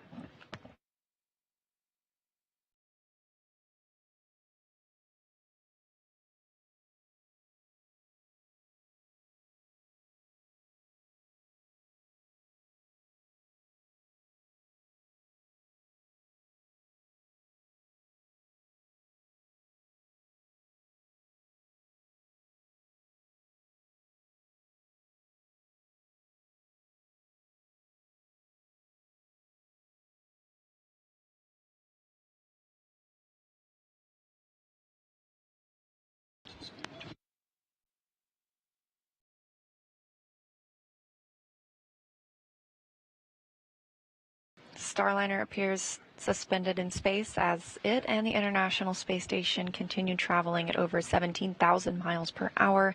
And again, we are anticipating an orbital nighttime here shortly. We are at the 10-meter hold point. This is a built-in hold for all arrivals.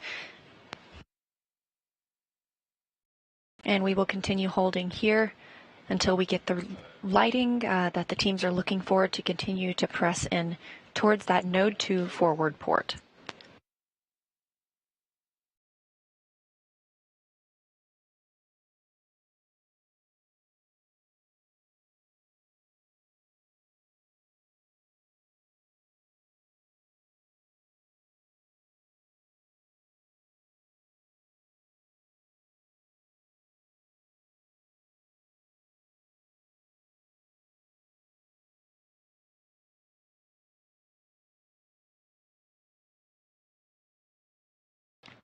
With this close-up view, you can actually get a pretty good view of what the Vesta cameras look like and where they are. Those are the two black rectangular shapes in the upper right and bottom left of that front docking port area. There's also an additional camera offset to the left, just above the orange data connection. Those cameras are spread out in different locations to help better track different features on the front of the International Docking Adapter.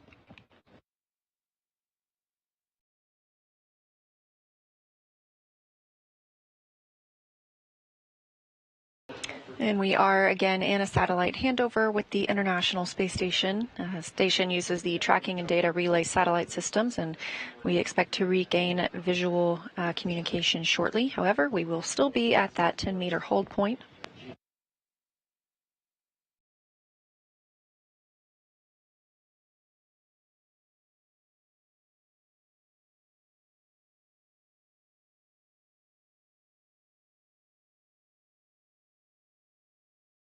Again, the docking window opens at 12:33 p.m. Central Time.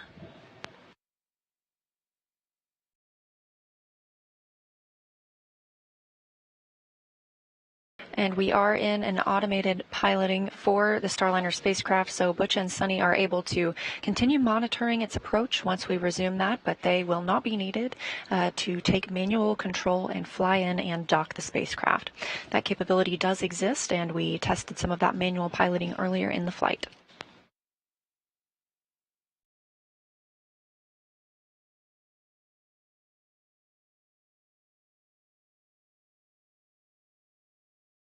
So we just hit 10-meter hold 2. We're putting step 32 in work, if you're ready.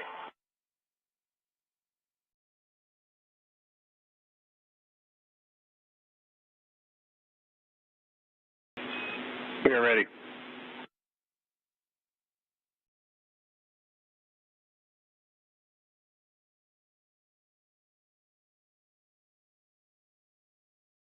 Again, Houston.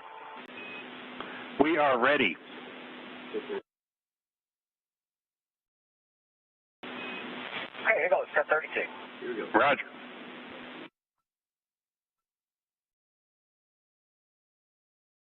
NDS latch NEA switch is in enable. Roger.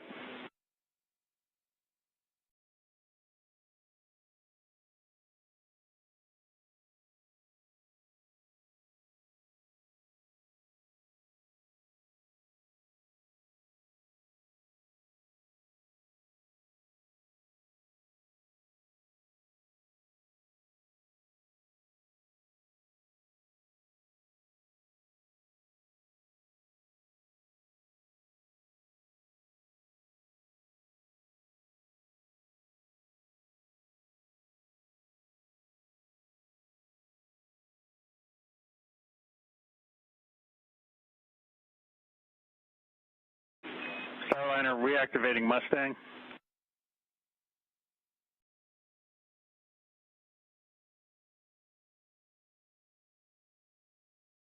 Okay.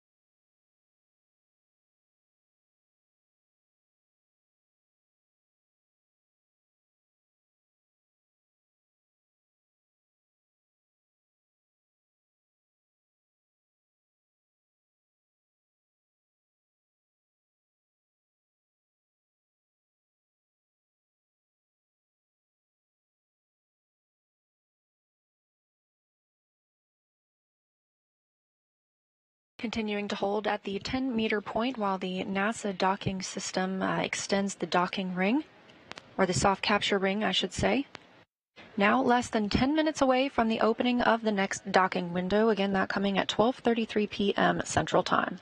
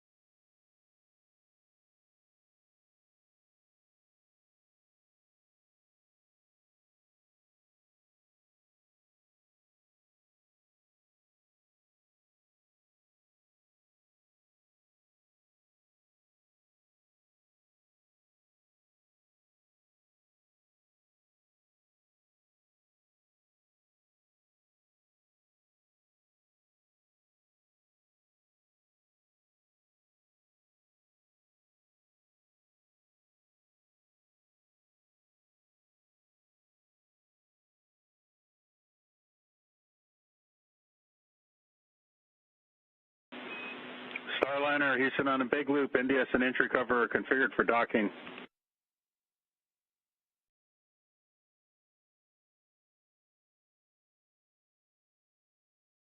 Starliner copies, we're ready.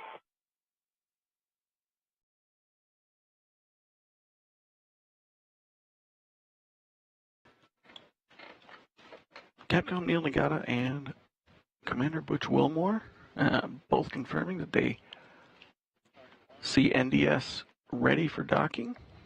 We're currently sitting about 1 minute 55 seconds away from the final approach ignition.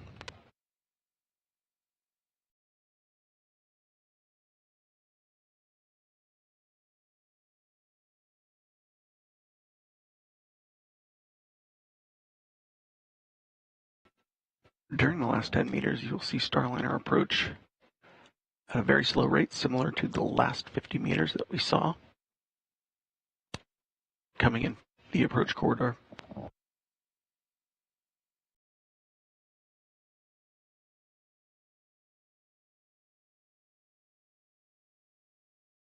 The view on the right of your screen in the larger box, that's from Starliner's Vesta cameras. This helps Starliner align with the International Space Station. Again, we are docking to the Node 2 forward port today. Window opens at 12:33 p.m. Central Time.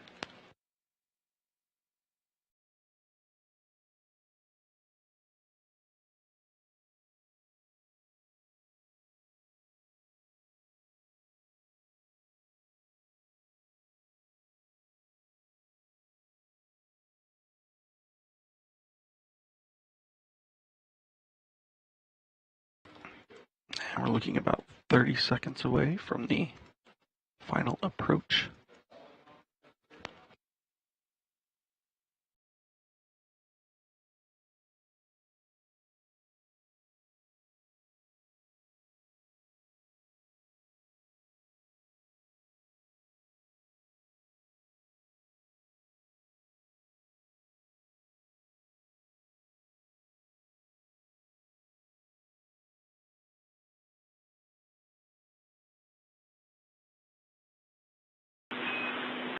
Starliner Houston on the big loop.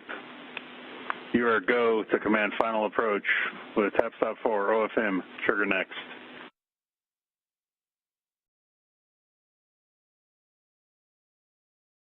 Here comes the safe, putting in the trigger next. Tap stop 4. Station Houston on the big loop. For ISS crew, perform 1.106 steps 1.3 and 1.4.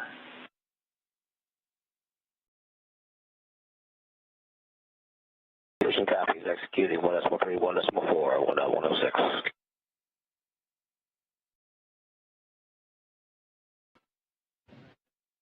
And the Starliner crew have gotten the authority to proceed for the final approach. Starliner is currently at just over 9 meters away, approaching at about 0.05 meters per second, or 5 centimeters per second, towards the known 2 forward docking port.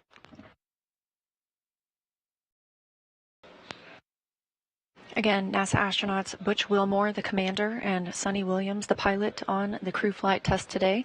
This is an autonomous docking, meaning they are monitoring from inside Starliner, but the spacecraft is currently flying itself.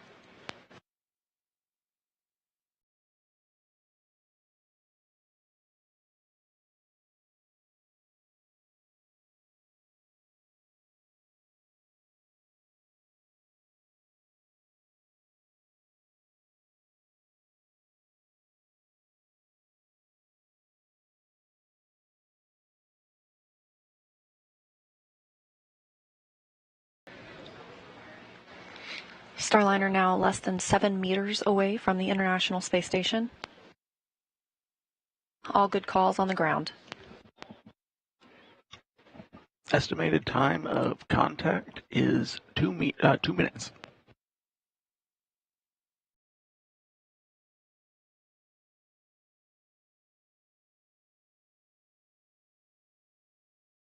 Now approximately 5 meters.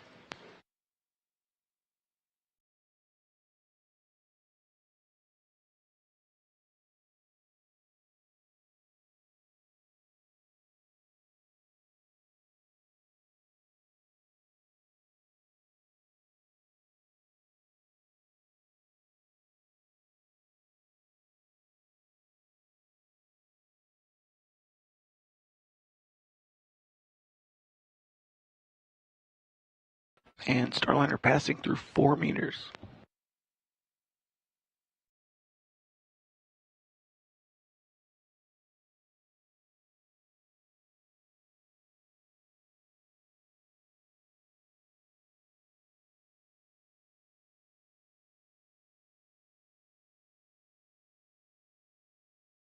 Now less than 3 meters away from the International Space Station.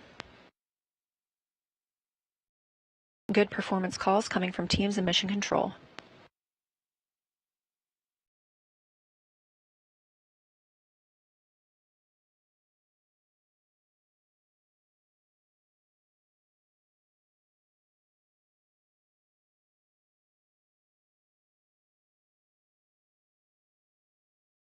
Starliner at 1.5 meters away, currently about 25 seconds from docking.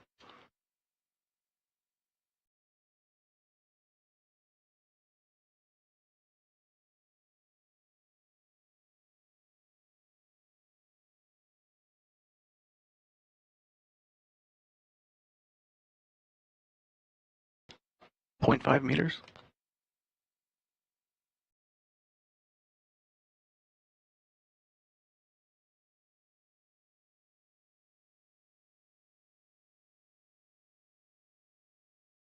Contact capture. We see the same.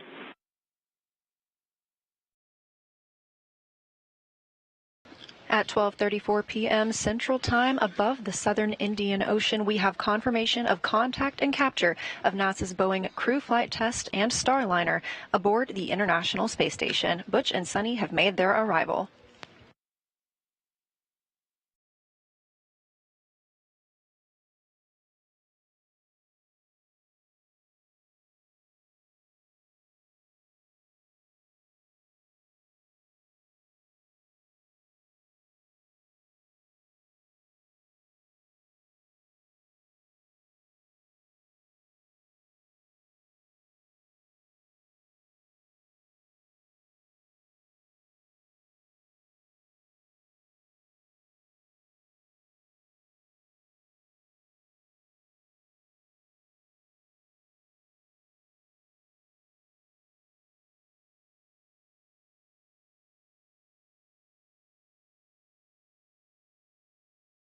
Starliner's soft capture system has finished attenuating any motion after initial capture.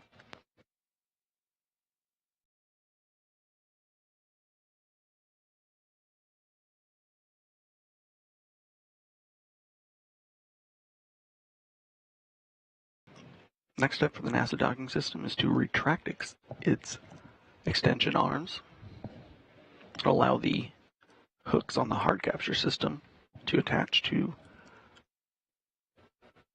the docking port on the Node 2 forward international docking adapter.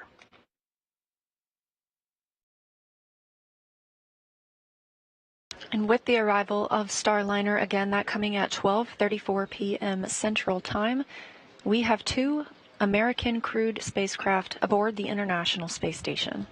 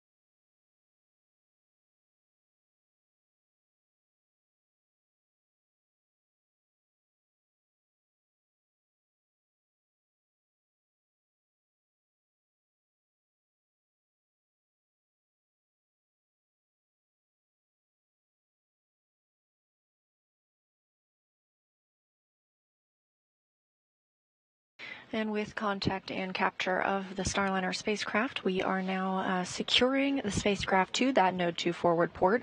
First step in that is ring retraction of the NASA docking system soft capture ring. Once that's complete, there are 12 hooks that will need to drive and more firmly secure the spacecraft.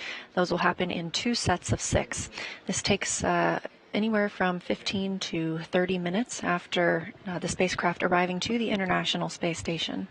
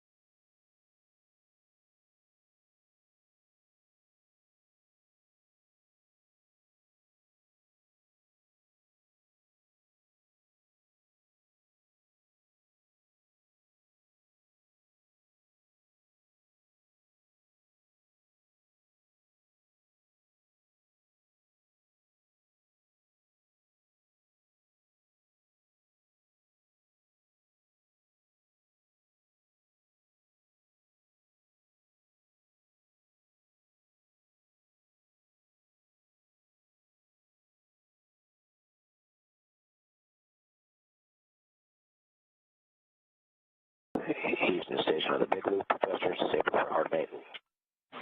Houston copies.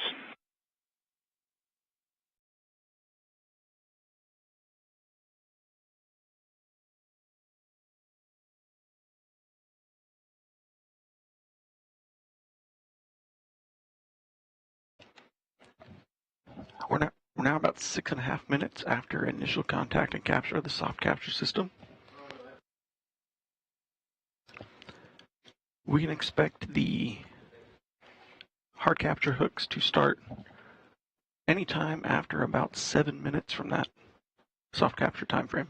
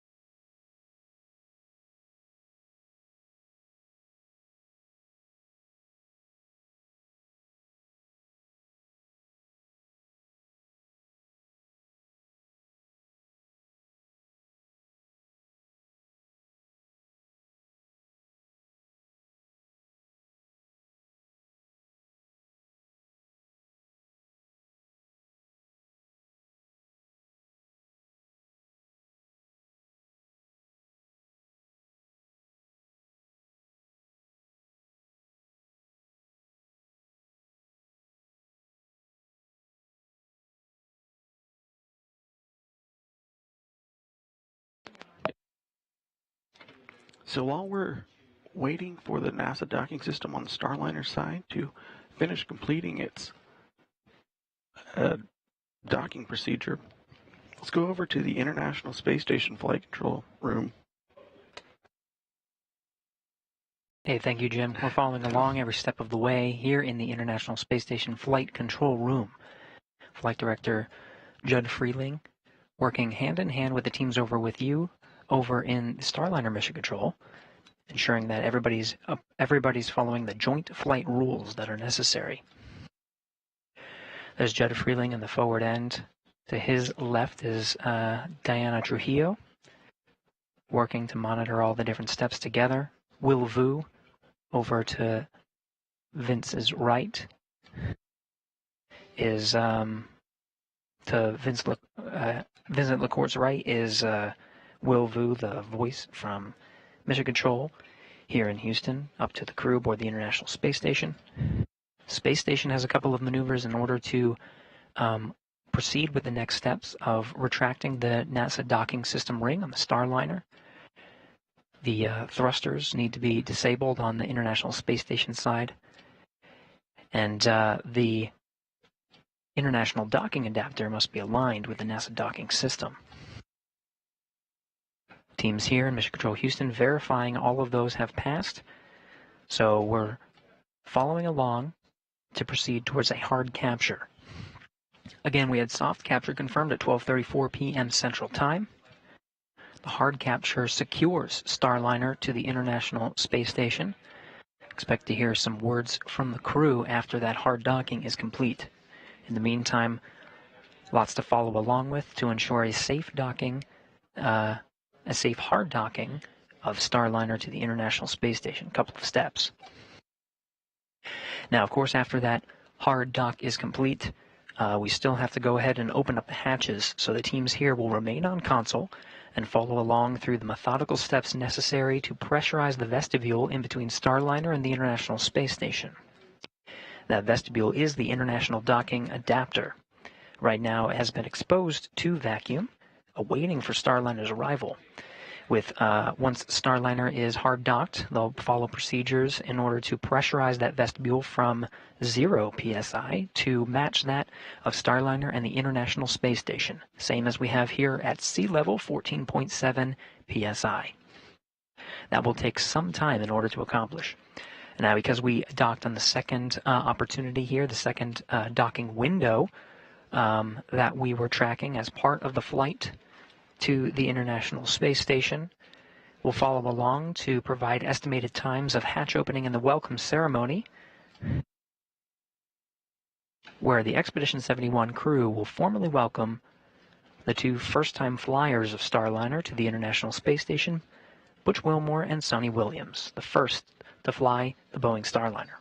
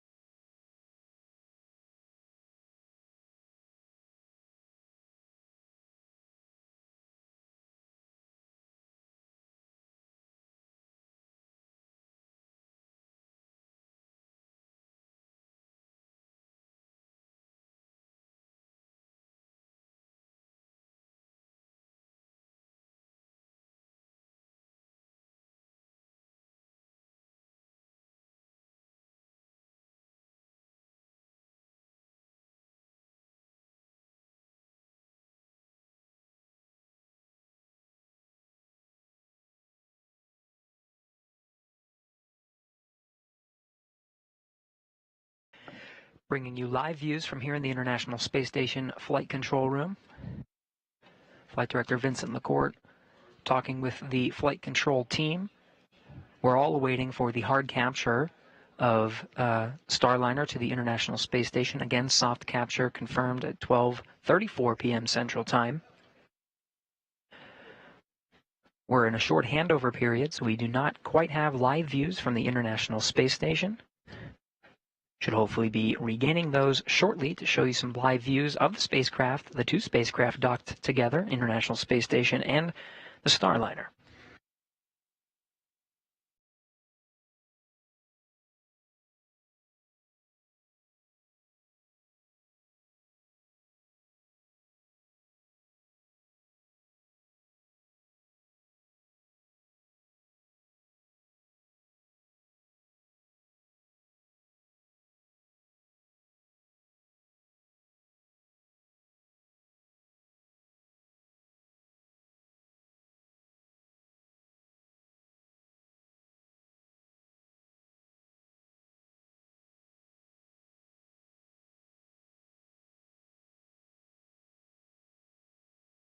Fellow Flight Director T.J. Creamer was just passing behind Vincent LaCourte and Diana Trujillo.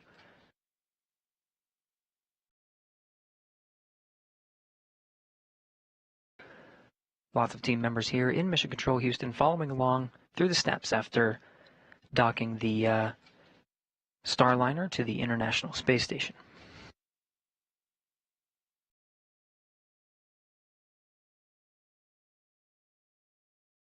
Visiting Vehicle Officer Dory Tomeko is following along with the teams over in the Starliner Flight Control Room. The Visiting Vehicle Officer, a console position here in Mission Control Houston that works very closely with any visiting vehicle spacecraft.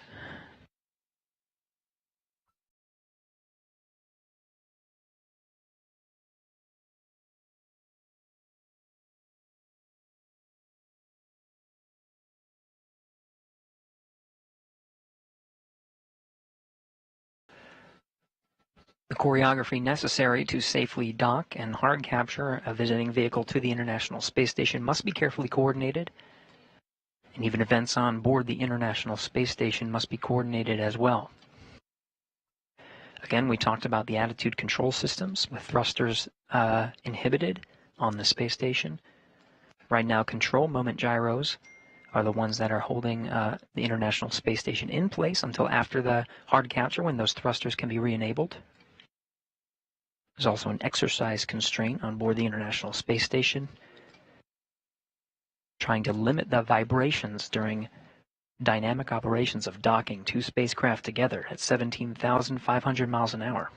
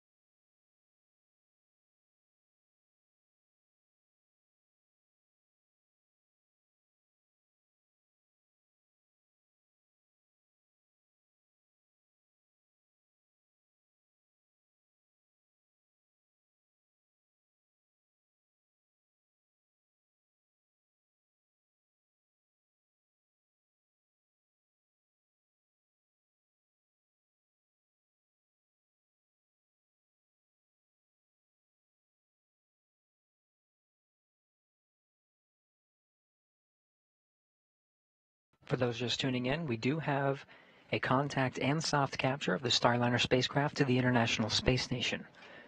Butch Wilmore, Sonny Williams, currently at the forward end of the space station inside the Starliner spacecraft. Teams here in Mission Control Houston, the International Space Station Flight Control Team working hand in hand with Starliner Flight Control right down the hall here at the Johnson Space Center in Houston, Texas. The teams are now working through carefully choreographed procedures to ensure a hard docking to the International Space Station. After soft capture is confirmed, there is a series of very critical steps in order for that NASA docking system ring to retract on the Starliner spacecraft, pulling in the spacecraft for a hard dock. At this time, all the flight controllers you see here in the room are watching over those systems and following those procedures very carefully. This is not the first time that Starliner has docked to the International Space Station. Of course, we did have Starliner dock as part of the uncrewed flight demonstration that was OFT-2. This is the first docking with crew inside. Of course, Butch Wilmore and Sonny Williams, both NASA astronauts, awaiting for their arrival aboard the International Space Station. We'll be providing you periodic updates and continuing our coverage through the entire procedure, including the hard dock and welcome of the Starliner crew to the International Space Station.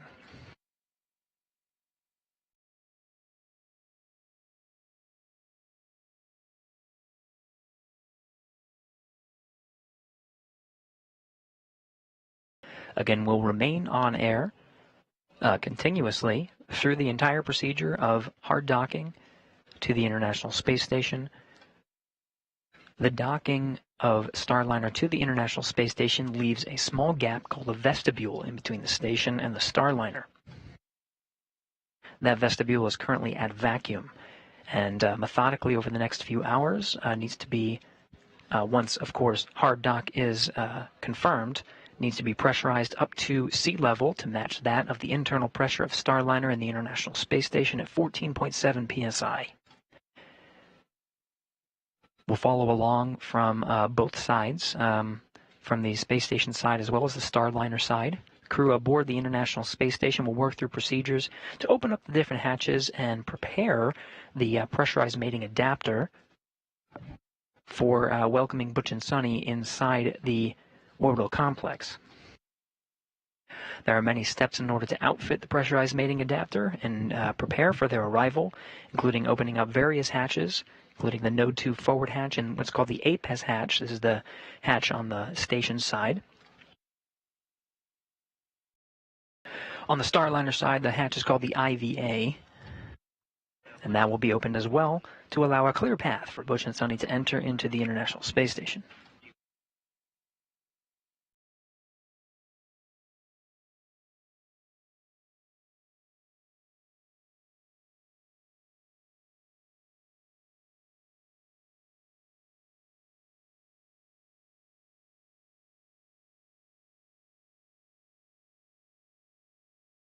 Starliner, all books are closed. Houston copies. We agree, and we're just waiting for the sequence to complete.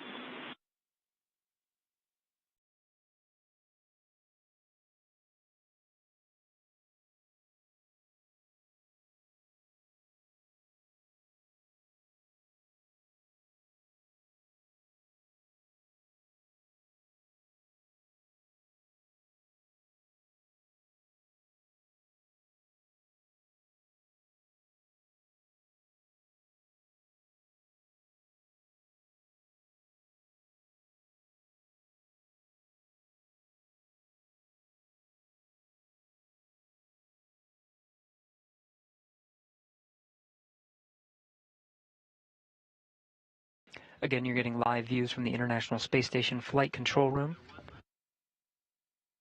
On the forward end of the screens there, you see some of the camera is set up in the Node 2 module of the International Space Station. This is at the very forward end. The hatch that you're looking at in this view is the Node 2 forward hatch.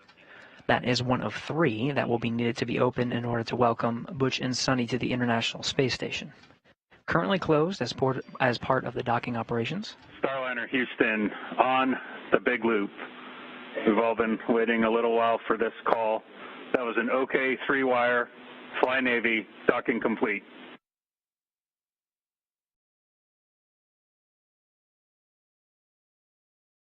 Okay, indeed. Nice to be attached to the big city in the sky.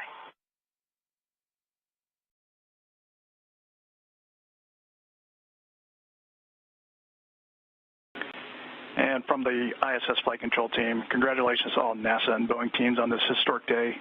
Butch and Sonny, nicely done. Welcome back to the ISS. Outstanding. Great place to be. We're looking forward to staying here for a couple of weeks and getting all the things done in Starliner that we need to get done, and also on station, ready to work. Welcome aboard, Starliner.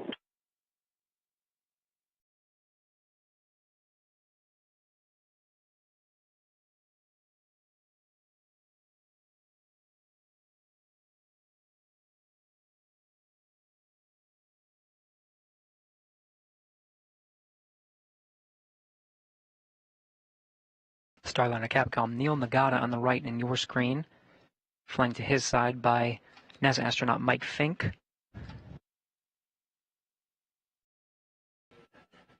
To the left of Neil, Starliner Flight Director Ed Van Cise. We're going to call that the big time. Yeah, you have extension. We're going to call that the big time approach and controlled collision, and the Claire Moore grab, grapple, cinch, and hold. All right, roger that. It's on the record now.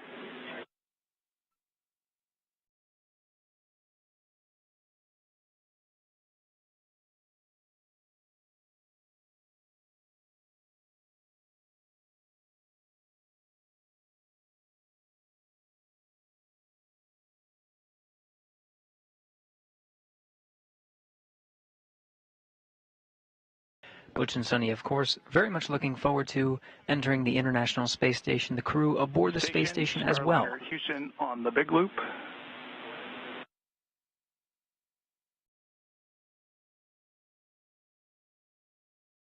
Station's here.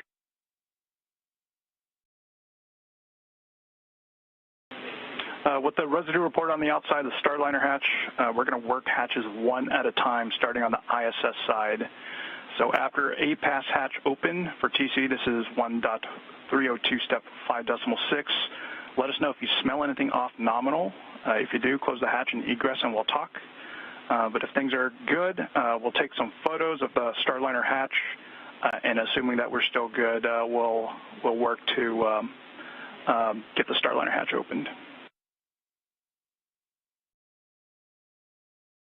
Okay, a copy in 1.302. Say again the step. I've got a... Not a problem, TC. Step 5.6 is the actual A-pass hatch opening.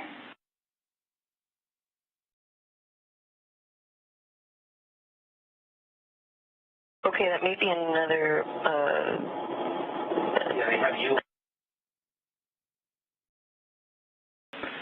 TC, we're just giving you a big picture right now, so... One more thing from Starliner. Go ahead, Starliner. Go ahead. No, go ahead.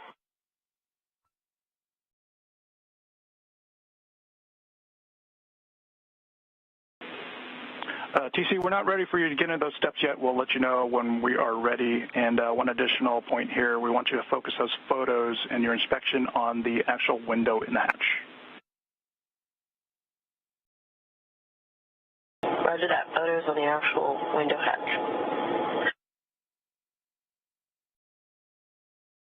So we're not sure everyone involved, but certainly great work by Flight and the prop team and whoever else was working to get us attached here. So fantastic. We're proud of you. And we appreciate that down here, Butch.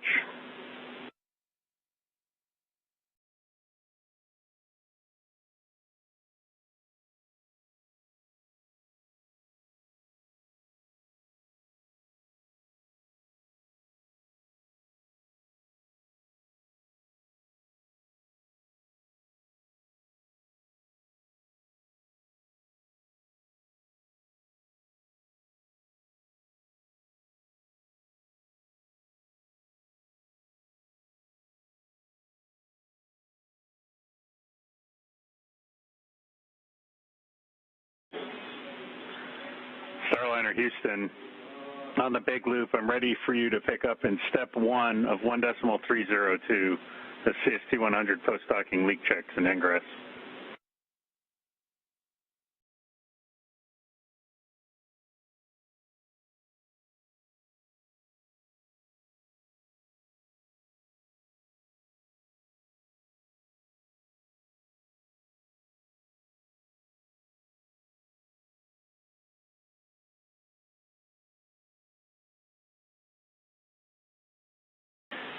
Station Houston on the big loop for TC. We're ready for you to perform step 2.1 and 1.302.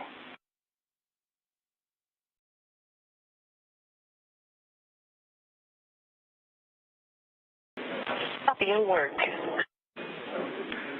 Starliner Houston big loop, just be advised we're deactivating Mustang for your suit doffing activities. I'll let you know when it's off. Hey, and can you say the procedure one more time? We were screwing around doing other things. No worries.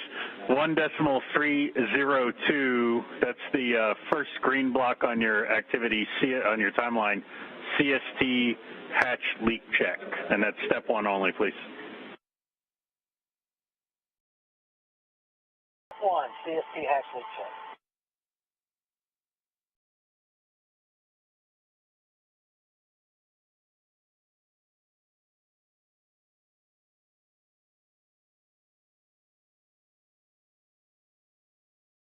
Lots happening right now. Congratulations in the Starliner flight control room. Handshakes all around. The crew is carefully awaiting confirmation of hard dock to proceed with the next steps. Of course, opening up the hatches and welcoming Butch and Sonny to the International Space Station. The contact and soft capture was confirmed at 12:34 p.m. Central Time. Teams in the room there in Starliner Mission Control celebrating the arrival of Butch and Sonny. We're hearing on both ends, on the Starliner end and on the International Space Station end, proceeding to open up the hatches. Celebration here in the International Space Station flight control room as well.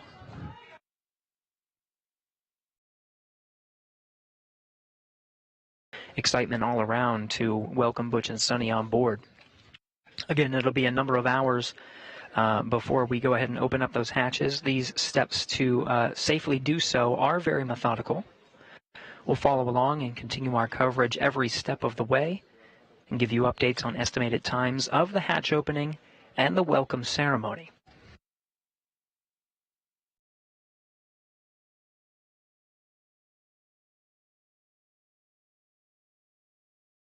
The Mustang system that you heard referred to on the loops there is the internal camera system.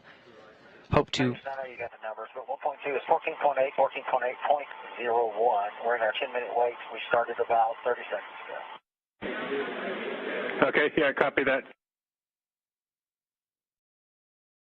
Hey, Butch, say again the time.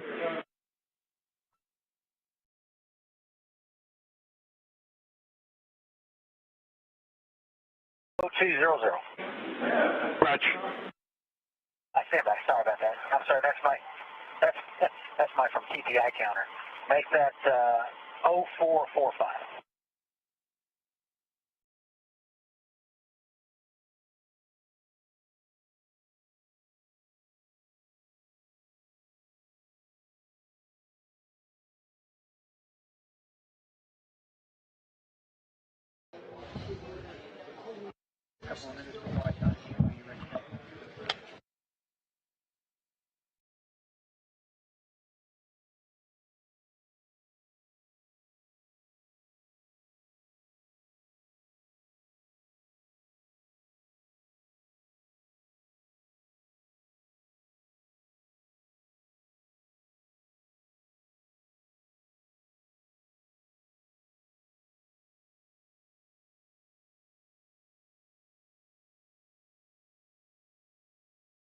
And Starliner, Houston, Big Loop, the Mustang cameras are off OFF.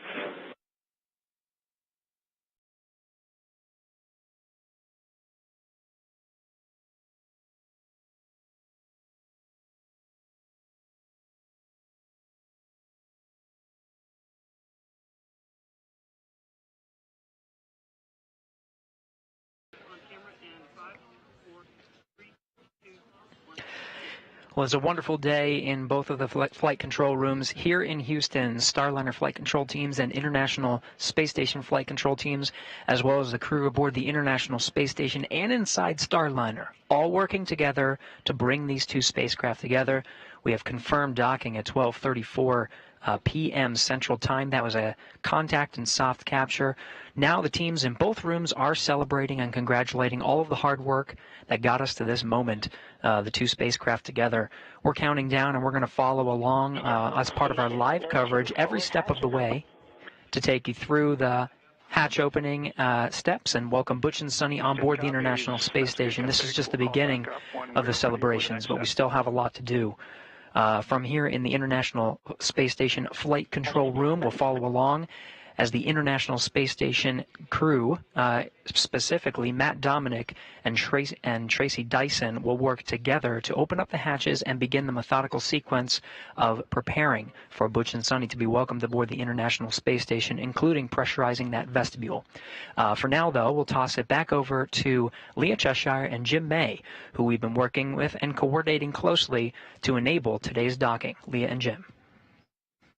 Thanks, Gary, and welcome back to the White Flight Control Room, where you can see there is a lot of activity happening behind us. Again, we docked today at 12:34 p.m. Central Time, and we are anticipating hatch opening around 2:20 p.m. Central Time. So the teams are already stepping through those procedures on the space station and on Starliner. And this is Boeing's Jim May. I'll be signing off. Thank you for letting me be there with you for this pretty historic moment for the Starliner crew, the ISS crew, all of NASA. My counterpart, Boeing's Rebecca Regan, will be taking you through with Leah and the rest of the team for the rest of the hatch opening and the ceremony for Starliner's crew arriving, Butch and Sunny arriving at the International Space Station. That's right. We're not going anywhere. We're staying live until we see Butch and Sunny come floating through the hatch. We also anticipate to see some views from the crew while still aboard Starliner through the Mustang video system. We've heard some calls that those cameras have been taken off for now. That way the crew can get out of their suits and into something a little more comfortable before they join the other side of the space station crew.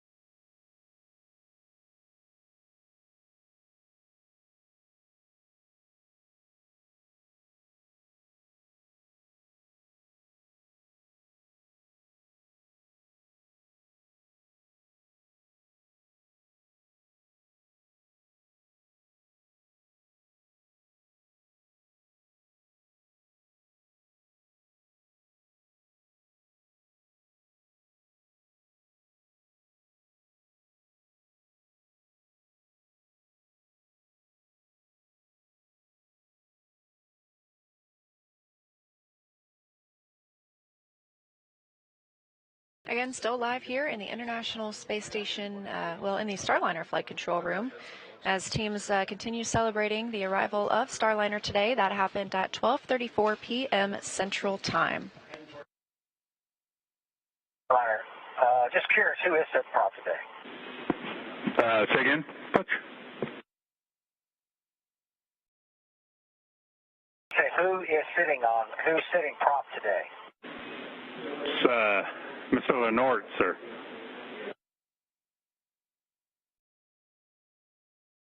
Mr. Lenort, a man we all look up to. Thank you. Please relay your team that some really great expeditious work. It's not unnoticed, of course. Wonderful. Yeah, he's not standing now, so I don't have to look up to him, but we copy that. Appreciate it.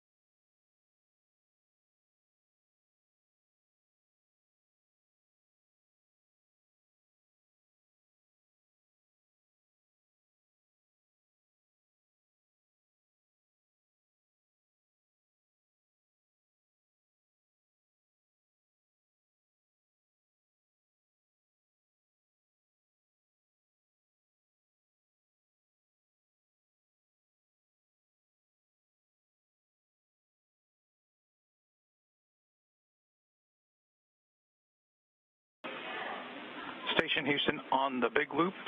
ISS thrusters have been enabled, and as you can probably guess, hard mode is complete.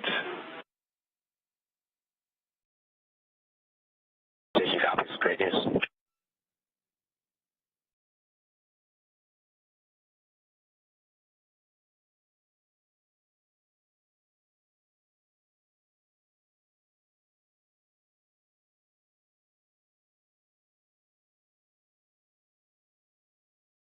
So we're showing 10 minutes, and the numbers look the same, except the vestibule pressure went down 1/100th of a percent.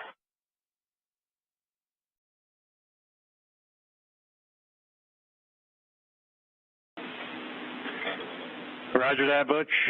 Good leak checks were good for you to pick up in 1.4. Okay, got 1.4.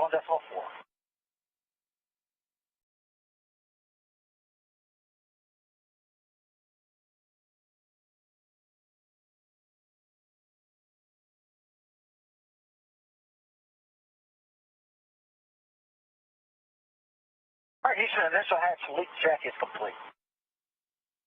Roger that.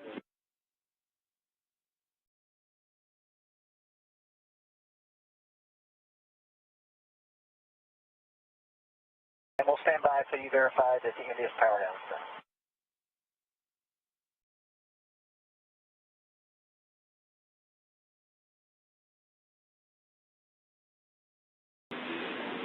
All right, Butch. Yeah, we concur. India's power down's complete. We're working with ISS for the initial vestibule pressurization. As you heard, we're going to have a delta this procedure where we're not opening the hatches SIMO.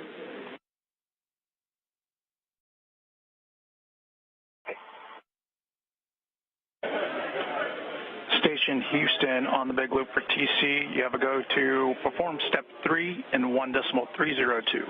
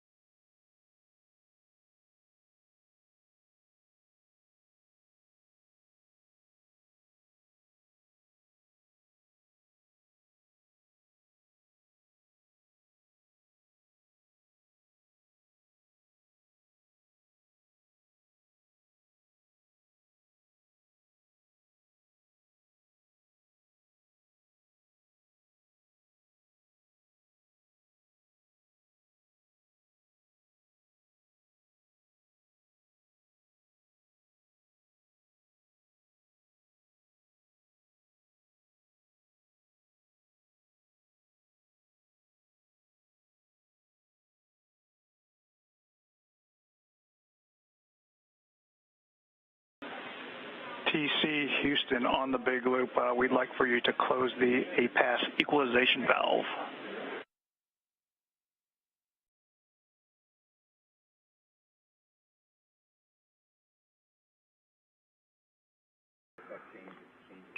Starliner Houston, air to ground 1.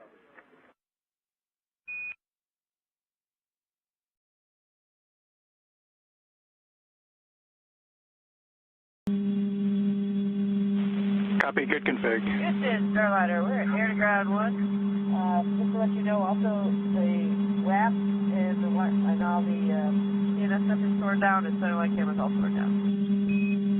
Okay, hey, yeah, copy that. And then for your panel, Sunny, the pilot panel, can you take space talk listen, please? Absolutely.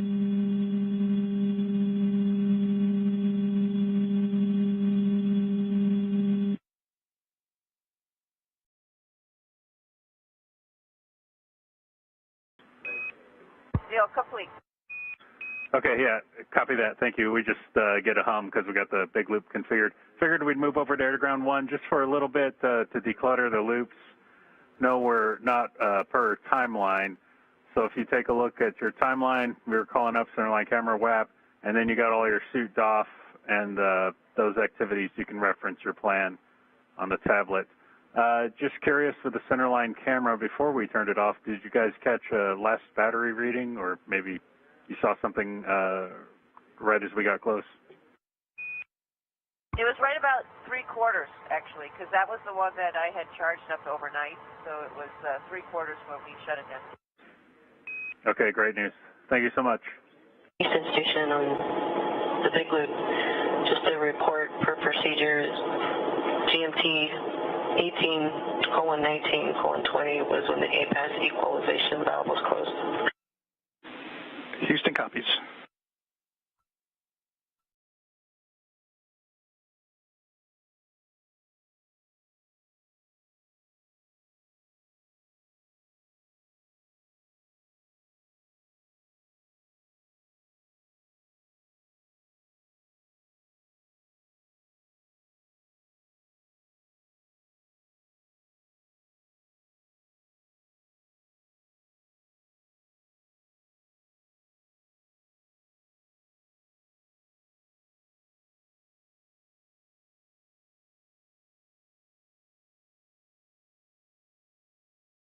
And Neil, when you guys are ready for those comp checks, let us know. Also, we're just standing by for that as well.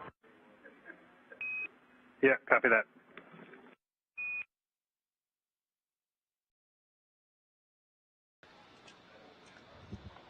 Hi, everyone, and thank you for joining our continuous coverage of the CFT, the Crew Flight Test mission to the International Space Station, the first flight of astronauts aboard Boeing's Starliner spacecraft. I'm NASA's Leah Cheshire. We saw docking of the Starliner spacecraft to the International Space Station at 12:34 p.m. Central Time.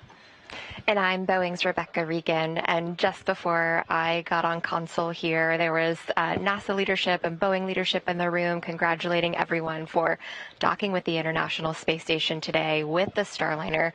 First time that we've ever had humans on board, so really exciting day, and it took a little bit to get there, and I think on display was just an ultimate team sport by the Boeing and NASA team this afternoon. Absolutely, and not to mention the hard work and efforts of our two crew members aboard Starliner itself. That's NASA astronauts Butch Wilmore and Sunny Williams. They are still in the Starliner capsule. We have confirmation that hard capture is complete, so the spacecraft is securely attached to the Node 2 forward port on the International Space Station, and teams are continuing to work through the steps ahead of hatch opening. We anticipate that hatch opening to come in about an hour, 2:20 p.m. Central Time. This view on the right-hand side of your screen, NASA astronaut Tracy Dyson is working to prepare the space station side of the hatch to open and welcome the two new visitors to the orbiting laboratory.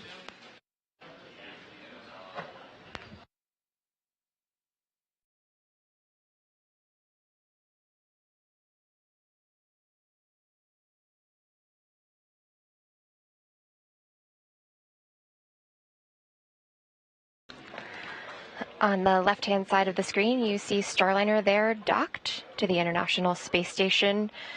You know, we said it took a little bit to get to this point today, and, you know, I couldn't help but think Butch used to say, you know, if I wanted to, I could do barrel rolls around the International Space Station, and while he didn't do that today, they certainly did put Starliner through its paces.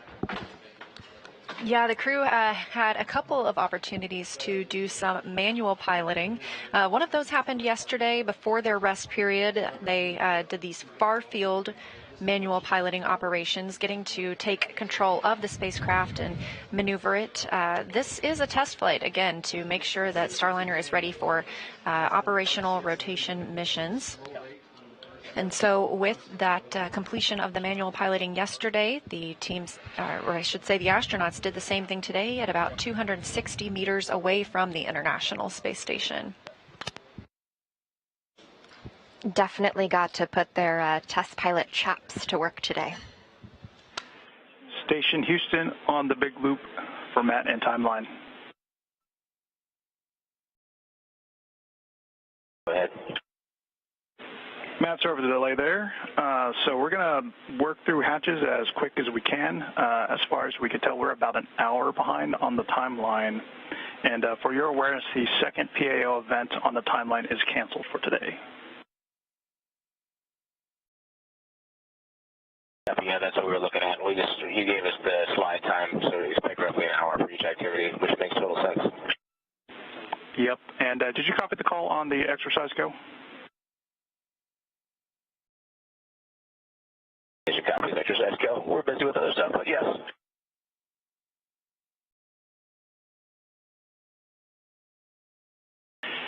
And also, Houston, for SA, both Node 2 cameras are mounted and loaded for PO, and if you want two different angles.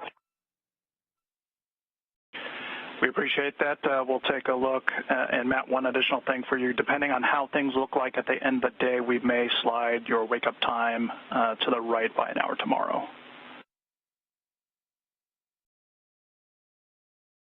Station copies. We're so happy to have them aboard.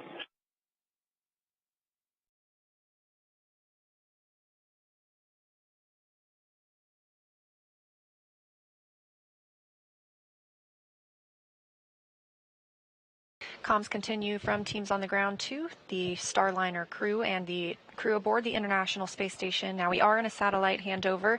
They were discussing some upcoming PAO, or Public Affairs Office events. The first of those will be the welcome ceremony. We anticipate that to happen about 20 minutes after hatch opening. Again, tracking hatch opening for around 2:20 p.m. Central Time. The second of those events may be rescheduled at a later date, but it was a private discussion. The second of those events, correction, was the VIP event that we were anticipating later this afternoon.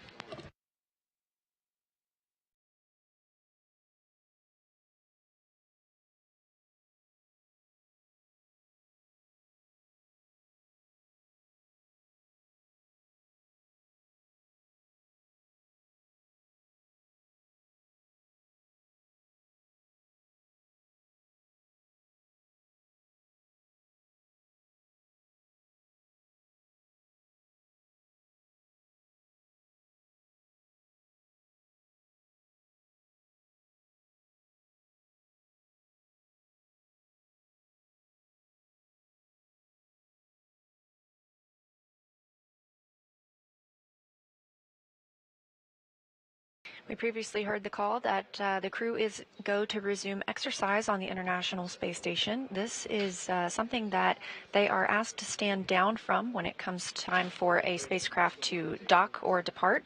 That's so that there aren't any loads imparted on the space station as any crew members are moving.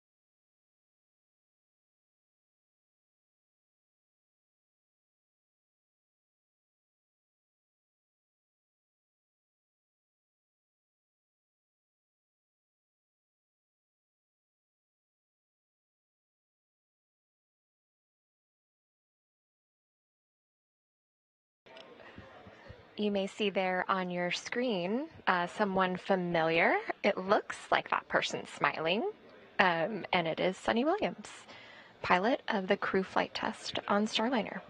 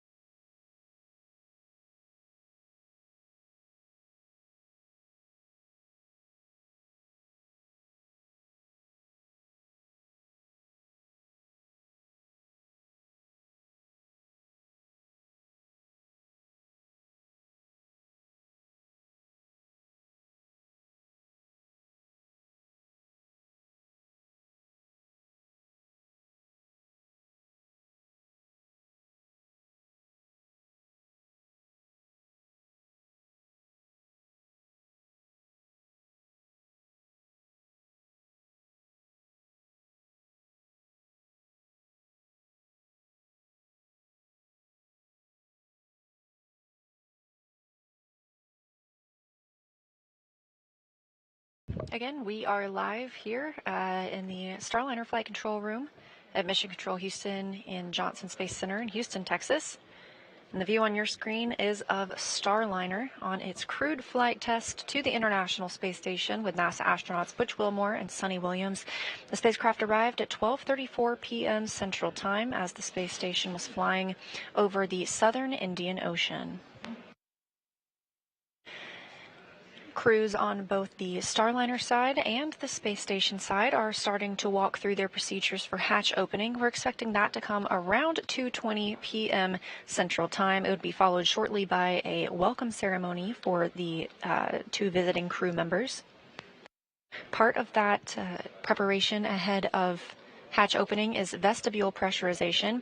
The vestibule is the space between the Starliner spacecraft and the International Space Station. Of course, this was previously exposed to a vacuum, the vacuum of space, before Starliner docked.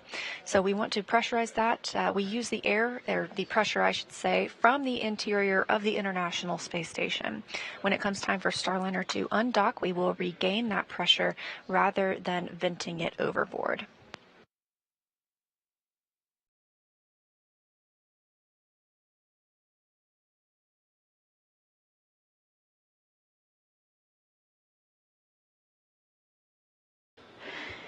So as Leah mentioned, as we docked to the International Space Station, we were flying over the South Indian Ocean, and so much synergy there for Sunny in particular. You know, she chose the gravity indicator, a narwhal, to bring awareness to research in space and research in the oceans. She says they go hand in hand. She also named the Starliner Calypso after Jacques Cousteau. So just really cool that she got a chance to do that today, and I certainly hope that people from India were tuning in, because Sunny is from Indian descent.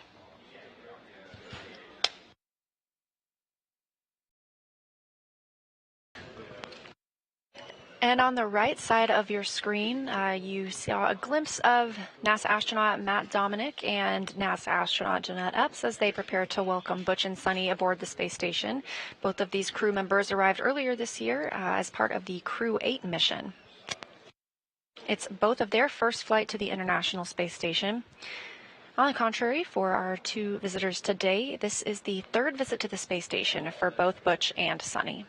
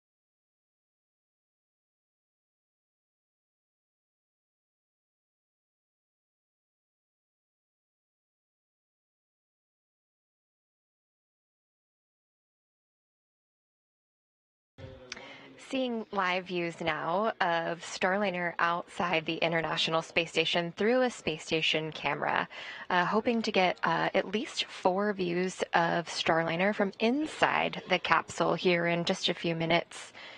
Crew's getting ready, and we'll, open the hatches and cross over soon. So if you all tuned in to coverage as they were making their way to the International Space Station, you may have heard Butch say a couple times that they had donned their fancy sweaters. So I'm very curious to see what they're wearing as they cross the hatch today.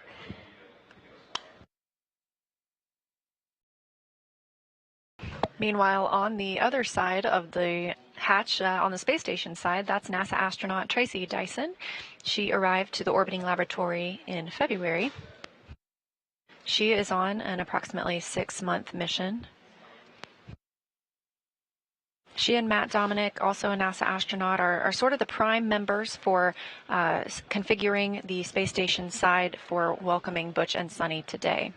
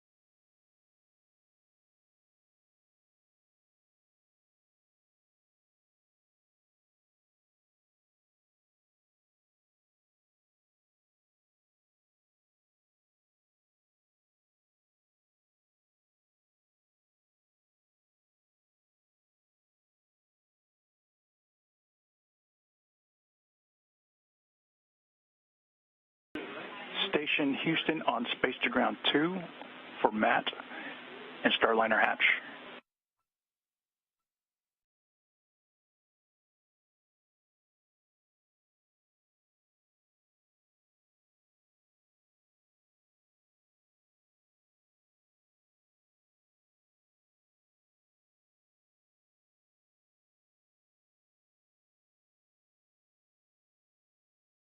Go ahead, for Matt. Hey, Matt, we want to go over the APAS hatch plan with you one more time. So once we get that APAS hatch open, we're not ready for that yet. We want you to do an inspection and take pictures of the Starliner hatch and the residue. Once you've had a chance to do that, give us a call and give us a description of what you see. Now, if anything liberates or you experience any irritation, we want you to close the hatch and give us a call.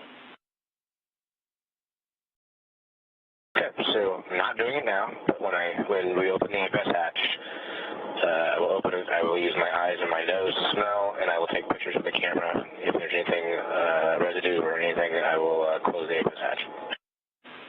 Good read, and we want you to focus on the Starliner hatch window. Be the window. Who is Matt? Yeah, that's what we're wondering, but you can ask that on the big loop.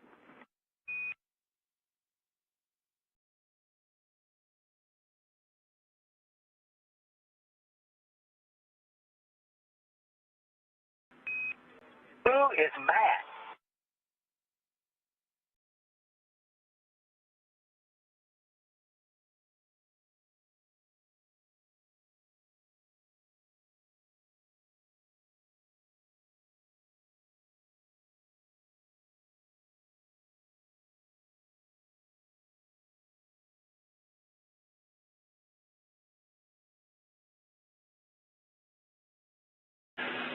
And Starliner Houston, while we investigate who Matt is, we will, I'm just curious if you guys are good with us turning the Mustang cameras back on.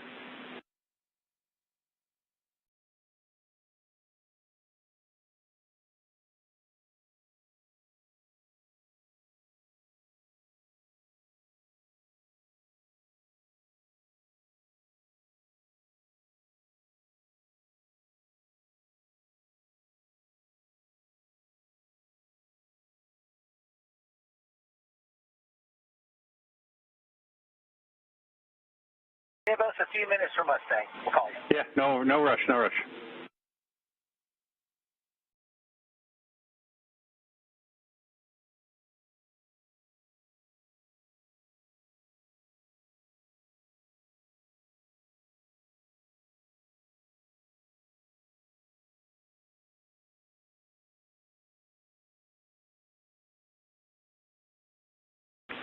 Station Houston on 2 for Matt. We see you in the PMA. You don't have a go for APAS open yet, so stand by on that.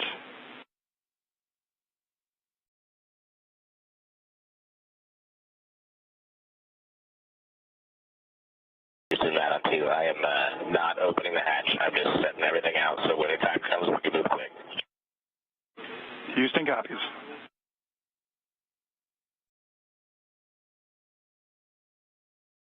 Who is Matt?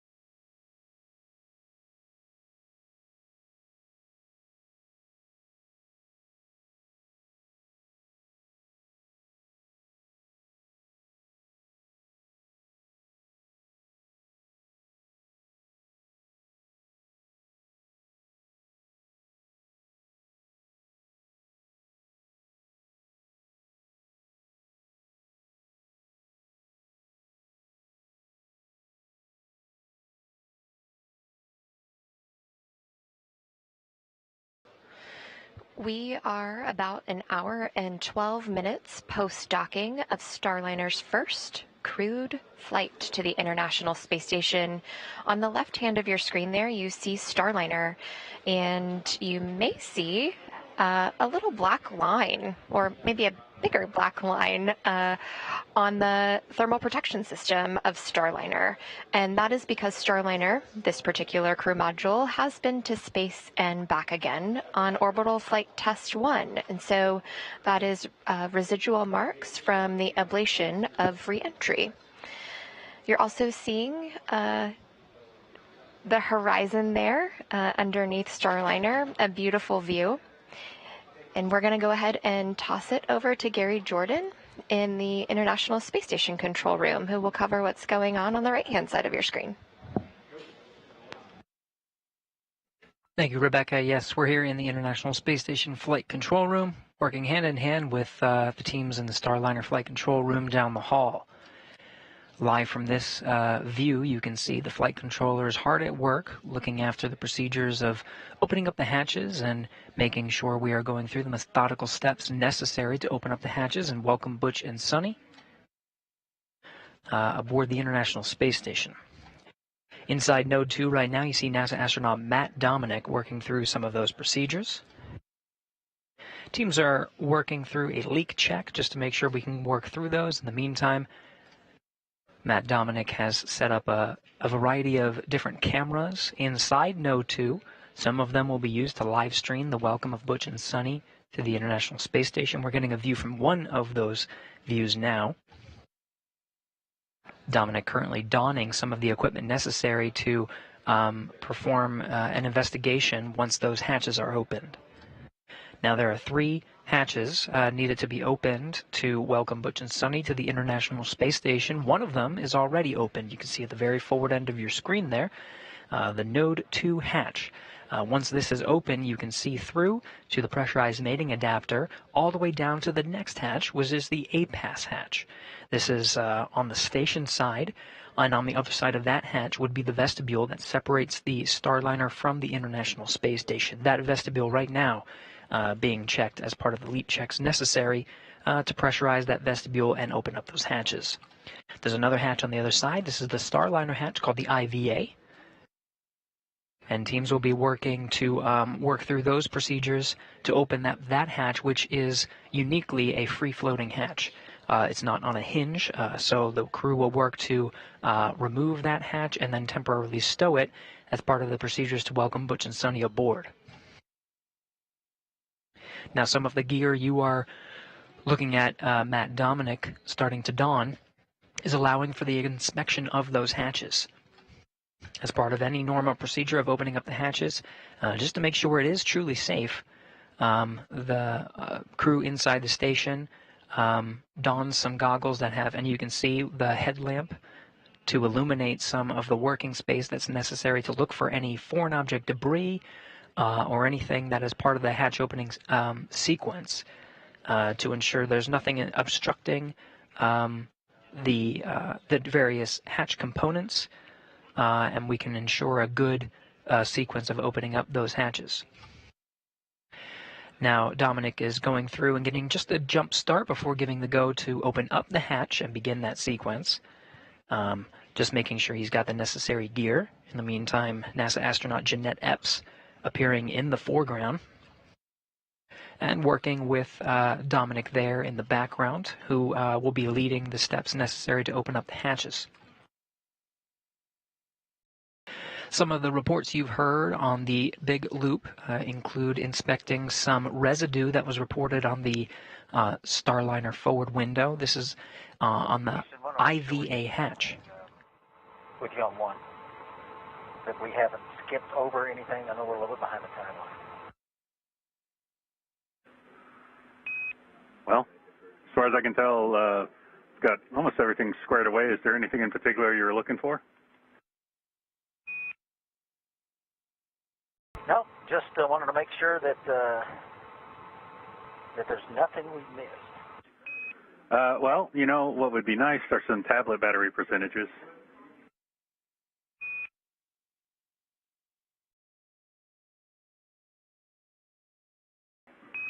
And Butch, where we are is we're just going to wait on the leak checks. We're still waiting on the leak checks for the vestibule. And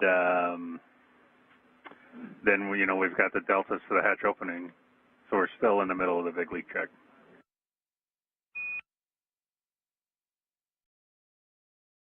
Okay, number 9 is 22, number 12 is 35. Neither one of them are charging right now.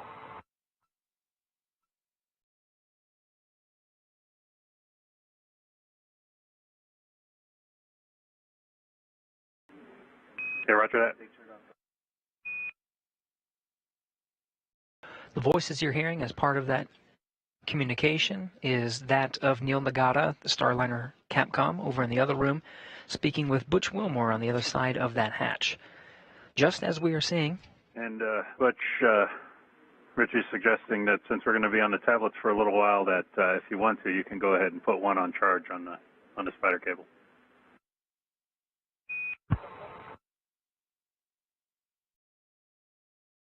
Okay, yeah, we'll put 12 on it.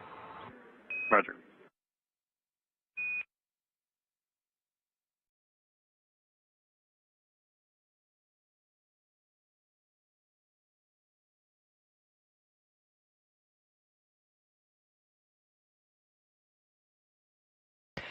Again, hearing some of the comms between Neil Nagata, Capcom in Starliner Flight Control Room, and Butch Wilmore on the other side of the hatch. They have their own procedures to work through to prepare Starliner for the hatch opening operations. In the meantime, we're getting views from the Node 2 module of the International Space Station. You see there Matt Dominic in the foreground working with Jeanette Epps, both NASA astronauts working through the procedures to open up the hatches. Now they're getting a jump start on some of the steps necessary to open up the hatch. There are a couple of steps ahead. As you can see, they have these cameras set up to allow us to have some wonderful live views from inside in preparation for those hatch opening steps. But once Butch and Sonny enter into the International Space Station. Just, on air to ground 1, Butch and Sonny. Be advised, we're going to swap S-band strings so CDH can do some file manipulation on the DRM. I'll let you know when we're on string 1. That's for S-band, space to ground. And we copy.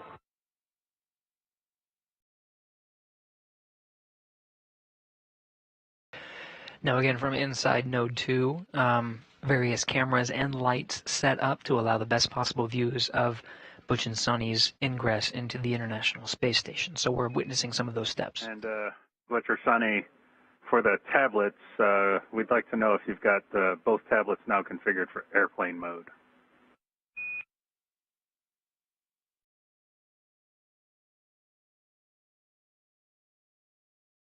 That's permanent.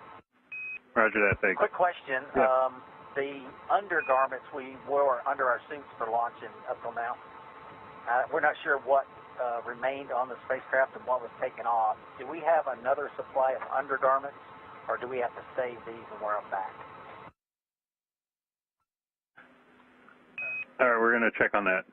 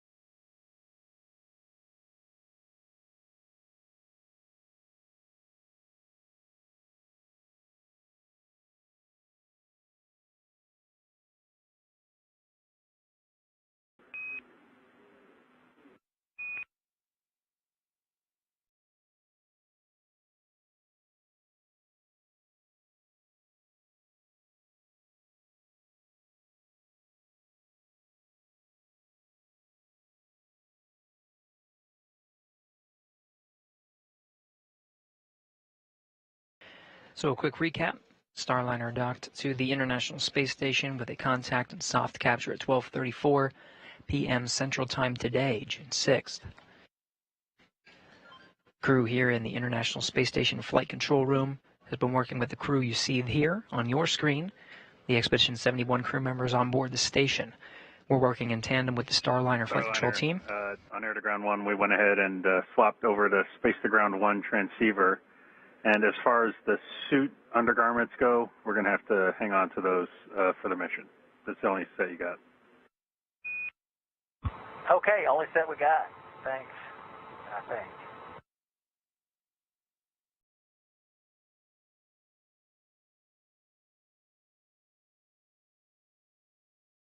We're hearing some of the steps from inside the Starliner capsule, from inside Calypso. Butch and Sonny both working through the steps necessary to prepare Starliner prior to the hatch opening sequence, and the welcome by the Expedition 71 crew you see here on your screen inside the International Space Station. The steps needed to prepare are not too different from preparing for a long journey. For more, again, we're working here in the International Space Station Flight Control Room in tandem with the Starliner Flight Control team in the same building, just next door in the White Flight Control Room.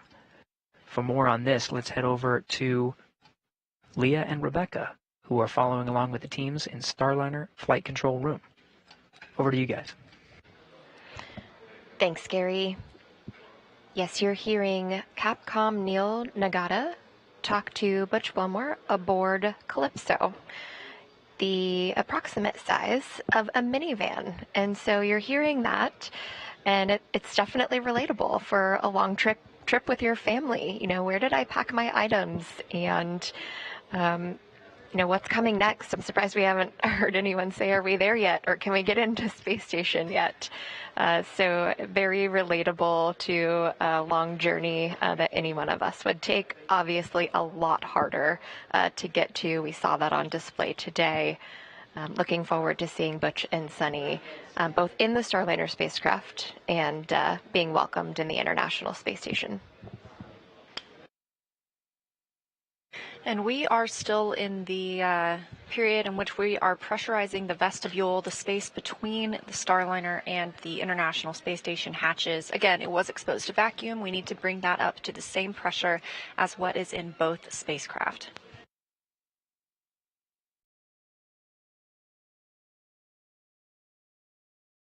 To take a look back At the timeline of our mission so far, launch occurred yesterday at 9:52 a.m. Central Time from Space Launch Complex 41 in Florida.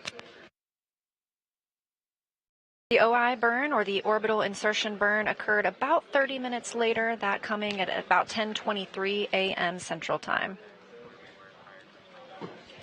Since then, Starliner conducted a few more maintenance burns overnight, and then this morning got back into its burn plan with the NHPC-1 burn coming at 7:52 a.m. Central Time. That's a height adjust burn, followed by the NHPC-2 burn at 8:14 a.m. Central Time. Both of those good burns and just fine-tuning our approach to the International Space Station. The TPI, or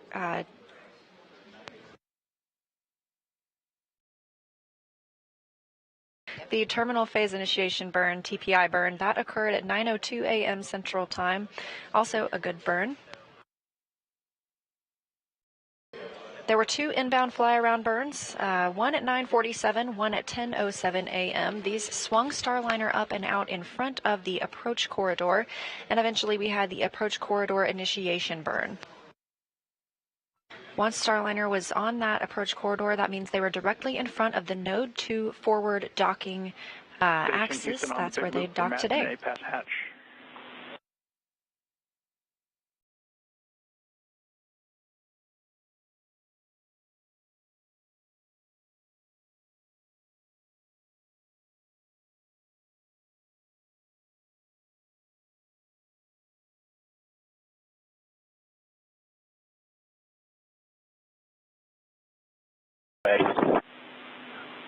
We could give you a go for step 5 and 1.302.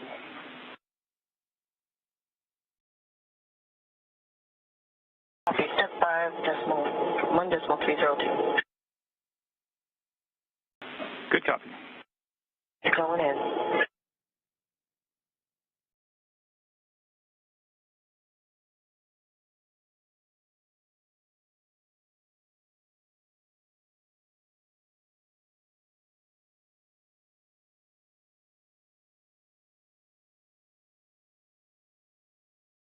So ahead of that vestibule pressurization, we have to do leak checks to make sure the levels are balancing out before we bring pressure into the vestibule. So those are now complete, and we are go to proceed with pressurizing the vestibule.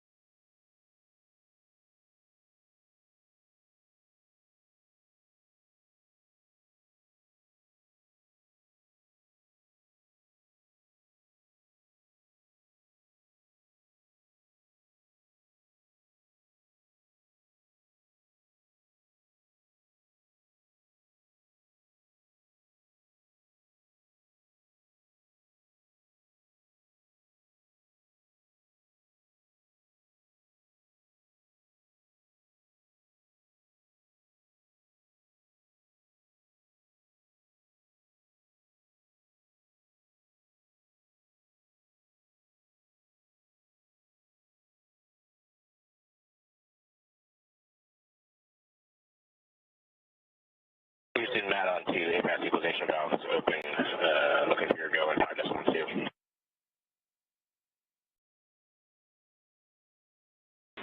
You have a go for step 5.2.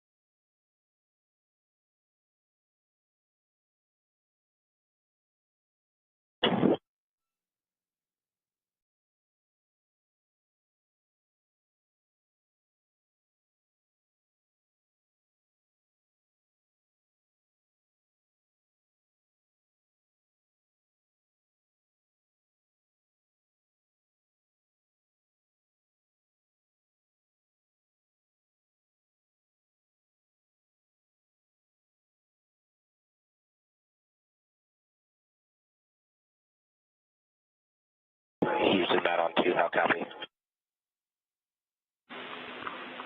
Matt, we didn't get anything if you called down earlier.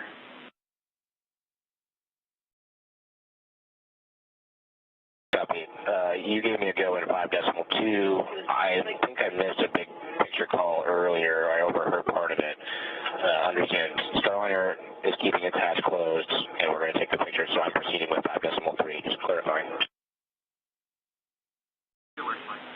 That is correct. And if you see anything, we want a description of what you see. And if there's any concern, you could close the hatch. And the focus area of inspection of photos is the window.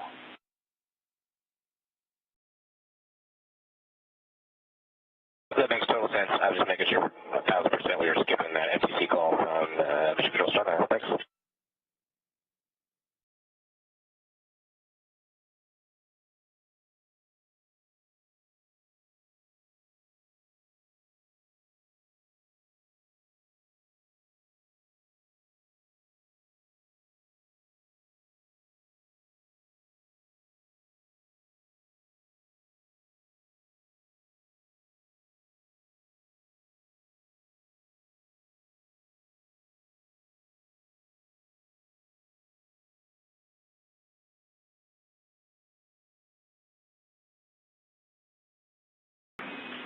Starliner Houston on the big loop.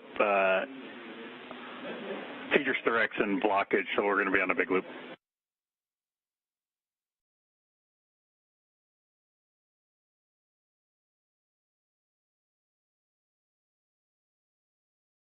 Starliner copy, big loop. All right, Butch, hey, we're ready for you guys to pick up in 1.302. It's going to be step 6.3 only, prepping for hatch open. Right now, I think you copied, Matt's got the APAS hatch open, so they're doing some work there, and then they're going to take a look at that stuff that you reported on the window.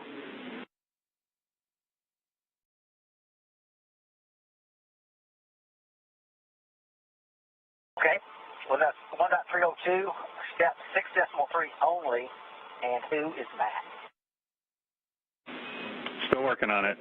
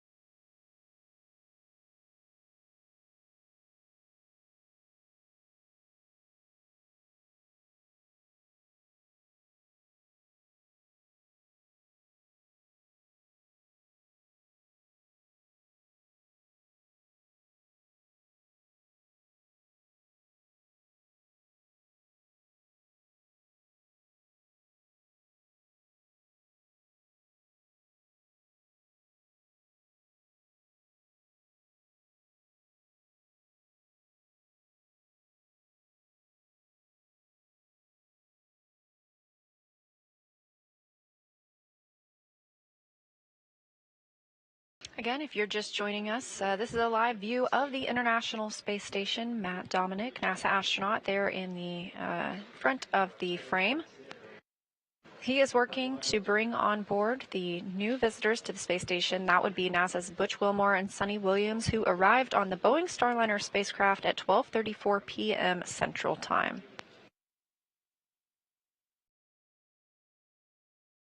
This is NASA's Boeing Crew Flight Test Mission. It is the very first flight of astronauts aboard Starliner to the International Space Station. Station Houston on 2 for Matt and APAS.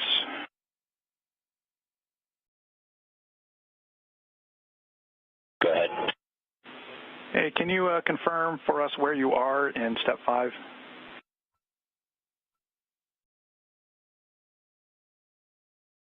Are we waiting 5 minutes for hatch seal relaxation?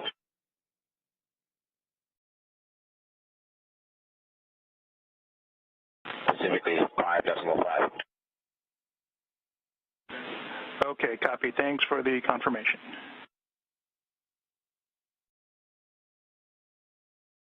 Reviewing the crew's procedures, this is the next step ahead of opening the APAS hatch. That is the hatch on the space station side. Of course, Starliner has its own hatch that will need to be opened. That is the IVA, or the intravehicular activity hatch.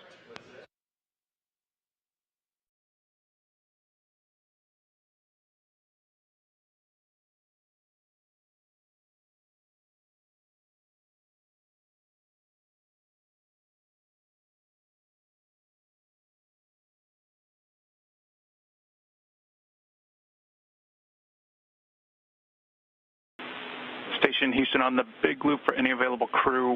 Looks like there's an MV over one of the IMVs going into Columbus. We'd appreciate it if you can move it. It's over the IMV. The valve part.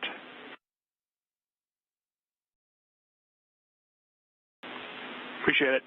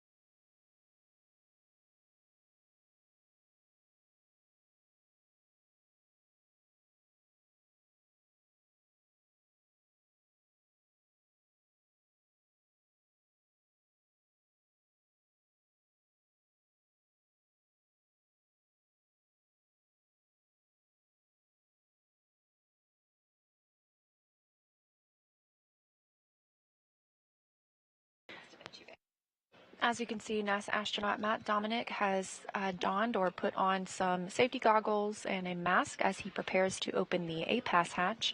This has been exposed to the vacuum of space, and with the docking of a new spacecraft, he's taking an extra precaution ahead of opening that hatch. Of course, we will still have to wait for the Starliner side of the hatch to be opened.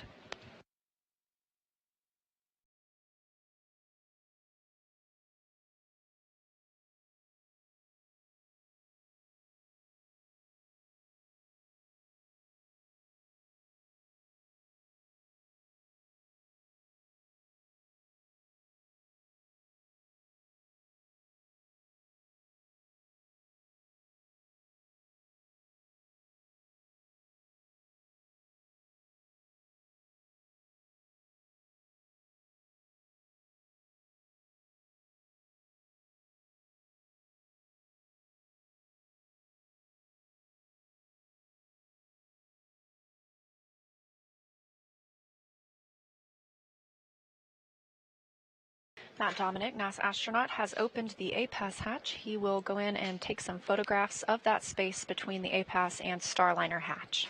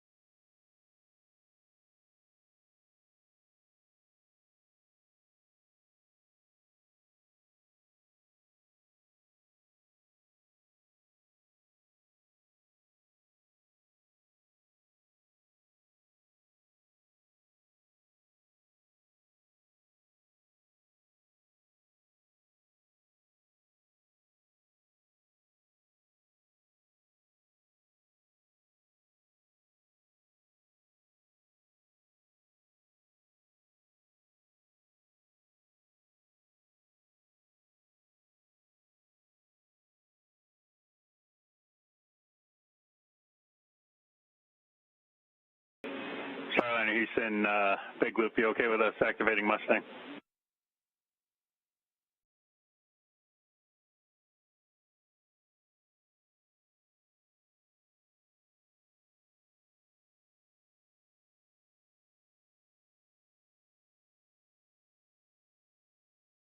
We're now ready for Mustang.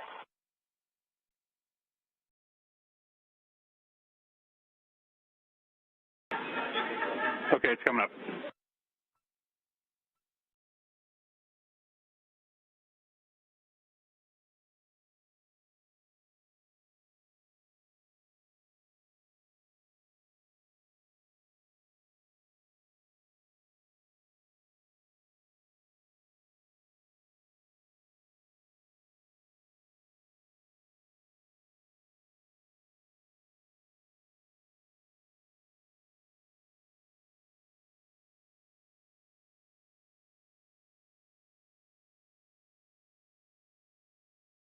Houston, Matt on C for inspection.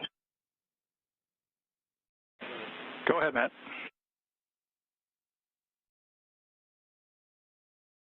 From what I can tell, nothing looks unusual. Was able to yell at Butch through the window and Sonny, which was great. Now that we have light in there with the helmet lamp, neither Butch nor I can see anything of interest on the window. It looks nominal. I think what we saw was dust, maybe on our side. There is some stuff on the outside of the main window, the cabin window, but that one looks good. I agree.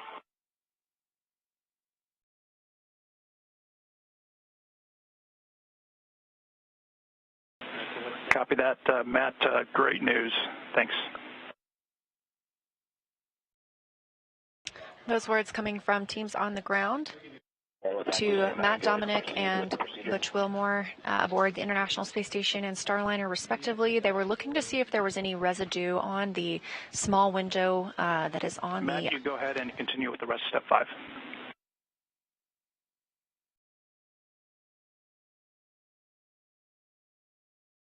5. Welcome. Starliner, no action on a prop caution. It's expected.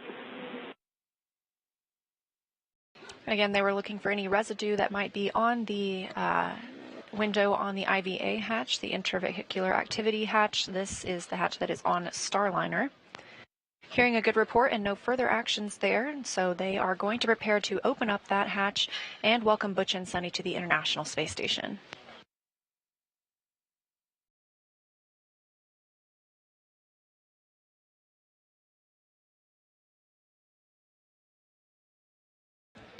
This will be Butch and Sonny's first time opening Starliner's hatch in space, but they have had plenty of practice here on Earth.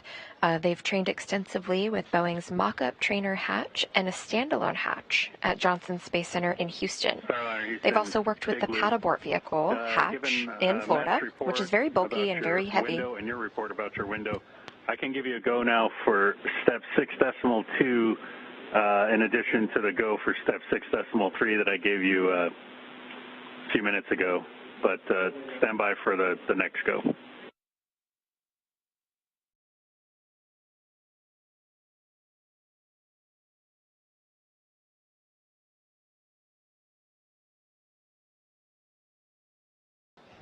That paddleboard vehicle hatch in Florida is very bulky and very heavy, especially when you are not in microgravity like they are today.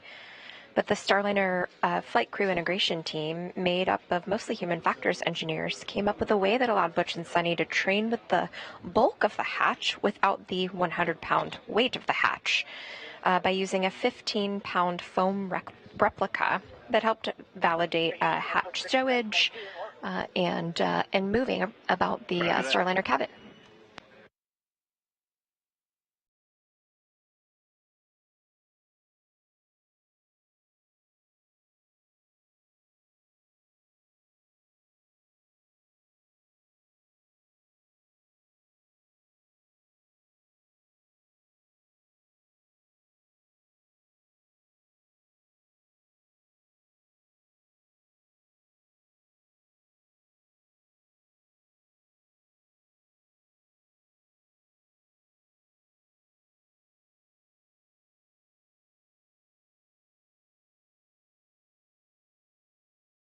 It's been about an hour and 45 minutes since docking today of Starliner to the International Space Station, that coming again at 12:34 p.m. Central Time, and we are standing by for hatch opening to officially welcome Butch Wilmore and Sonny Williams back to the International Space Station.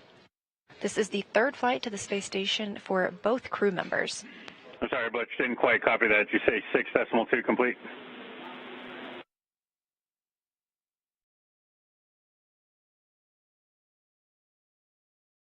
Affirmative, 6.2 complete. Roger.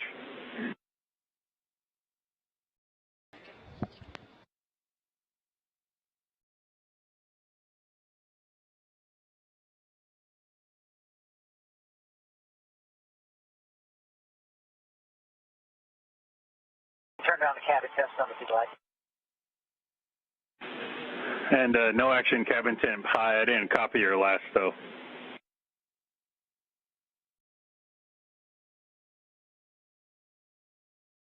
Hey, I can turn it down. It's getting, remember how it was cold earlier, but now it's fine, and we can turn it down some. It's currently at the 230 position.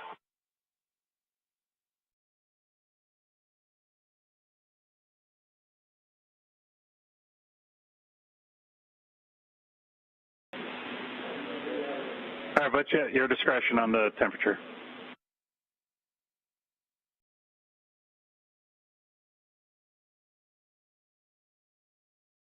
Okay, it's at 11 o'clock.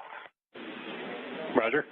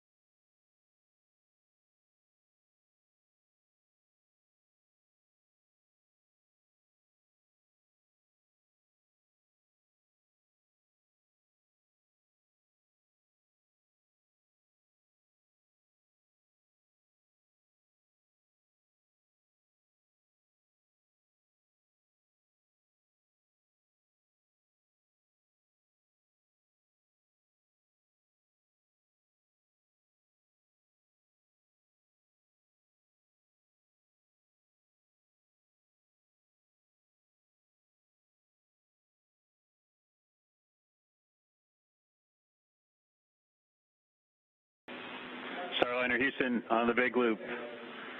Big moment here. You are go to get into step.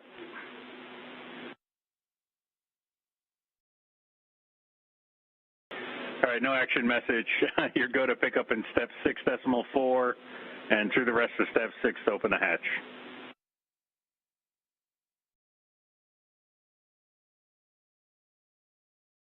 Six decimal 4, here we go.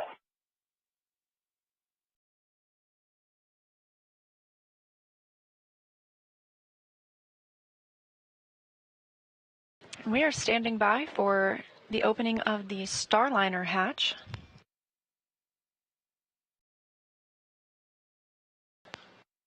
Several Expedition 71 crew members on the space station side eagerly awaiting the arrival of their two new visitors, NASA astronauts Butch Wilmore and Sonny Williams. Again, we docked at 12:34 p.m. Central Time.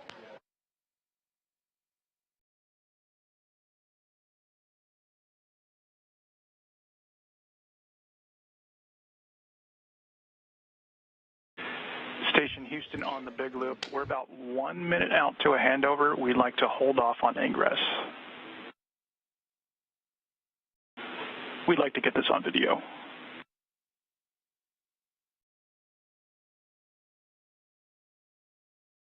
Station copies. Leah mentioned and the anticipation for hatch open of the Starliner spacecraft. And if you all tuned in for OFT2, you know that that hatch open actually came from the space station side. This time around, it will come from Starliner side, the first time that we've done that in space, which is going to be very exciting to witness. And this time will be a little bit different too. Last time we turned the latch inside counterclockwise, like lefty loosey, righty tighty. This time we will actually have Butch or Sunny, depends on who decides to do it. They will turn the latch 1 1/4 turn clockwise from inside the Starliner. They also have a window that you've heard them talk about, so we might be able to see their faces from inside that camera that you saw on the International Space Station. And we do have a handover of the tracking data relay satellite system. You heard that call to the crew just before we lost those views, letting them know that we would just wait until we regained communications, because we definitely don't want to miss the moment that Butch and Sunny float into the International Space Station. So we expect to regain visual from... No action, cabin humidity high. And I don't know if you copied Will's call earlier. We'll just wait till we have KU band back until you start coming into the ISS.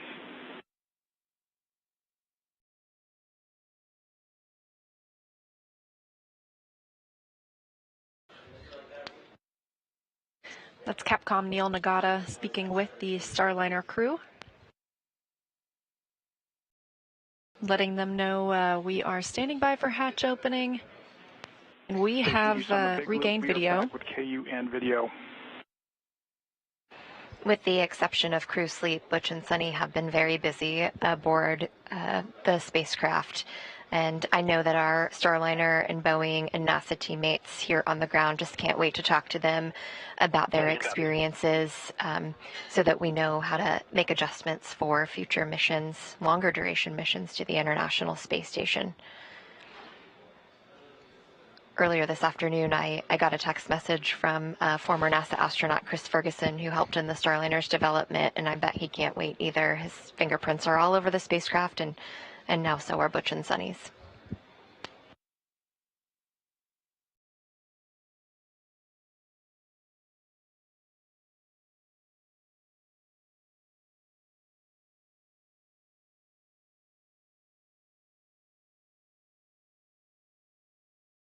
Like Rebecca mentioned, teams will be looking for feedback from Butch and Sunny on how their flight uphill went. This is a crew flight test, so there have been several demonstrations that have happened so far and will continue throughout the docked time frame and during undocking and landing. Teams will start looking for feedback on habitability of the spacecraft, how it performs as a safe haven if that were ever to be needed, manual piloting, which we saw a couple of times during the ride uphill.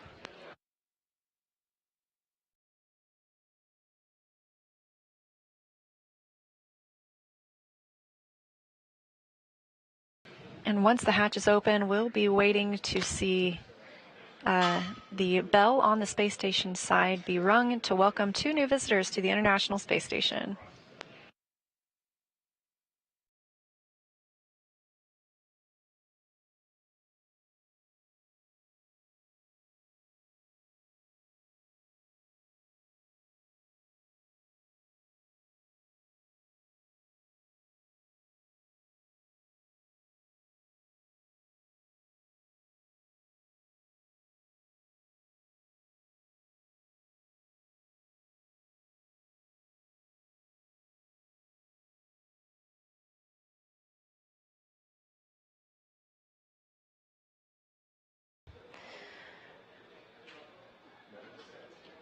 While Starliner is docked to the International Space Station, there will be more flight test objectives achieved, along with the ones that Leah just mentioned that have already been achieved, as well as operational capability checkouts. Those are things where the crew gets to interface with the Starliner and we get to check off some more items This is a primarily crew interface test, so we're looking forward to hearing more about their experiences. But in terms of flight test objectives, they will establish joint ventilation with ISS, recharge Starliner's batteries, verify telemetry paths and file transfers, transfer cargo to and from the ISS, including a urine processing assembly pump that Starliner actually we were able to put into the Starliner while it was at the launch pad because it was a need for the International Space Station. So proving the flexibility of not only the spacecraft to fly cargo, but also of the team. A lot of teamwork went into that across the NASA and Boeing community to get that pump up. And I believe they're going to be working on that pretty quickly aboard the International Space Station. And while Starliner is on the International Space Station, when we docked earlier and confirmed that we were hard mated, the umbilical started receiving power from the space station. Starliner will also be put into a quiescent mode to minimize the power it's taking from the space station during its docked time frame. It can be turned on very quickly if that were to be needed.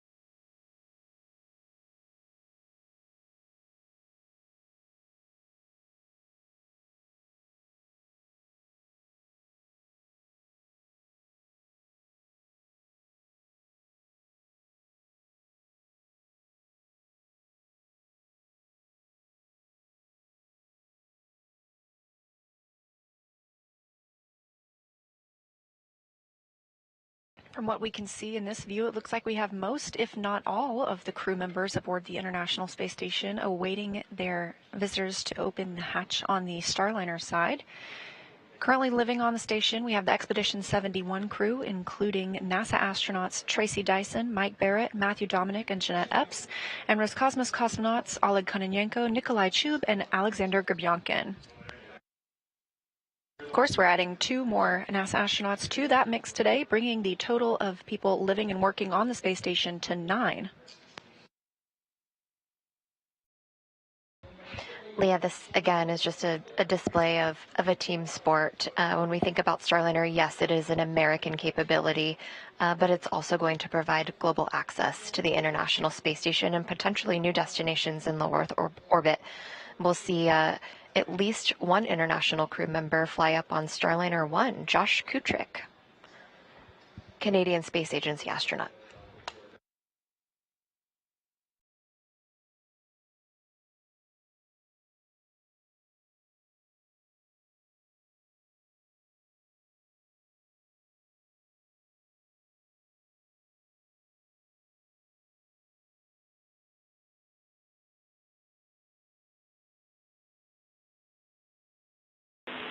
Station Houston on the big loop, just for status. CFT crew has just opened up the IVA hatch equalization valve.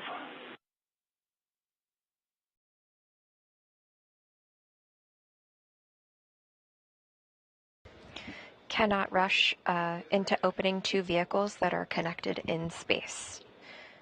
Want to make sure that pressure is equalized between the 2 vehicles.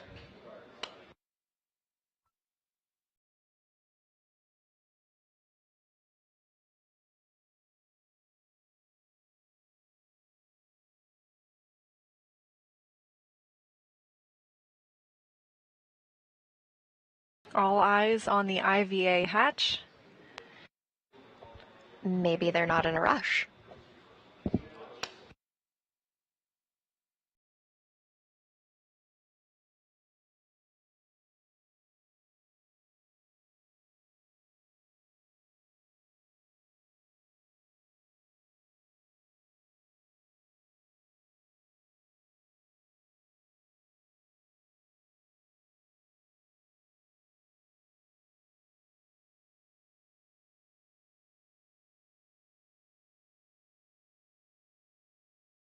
Now 2 hours exactly since Starliner docked to the International Space Station on NASA's Boeing crew flight test. Again, that coming at 12:34 p.m. Central Time. We are just standing by for Butch and Sunny to float in as the first crew members to fly aboard Starliner.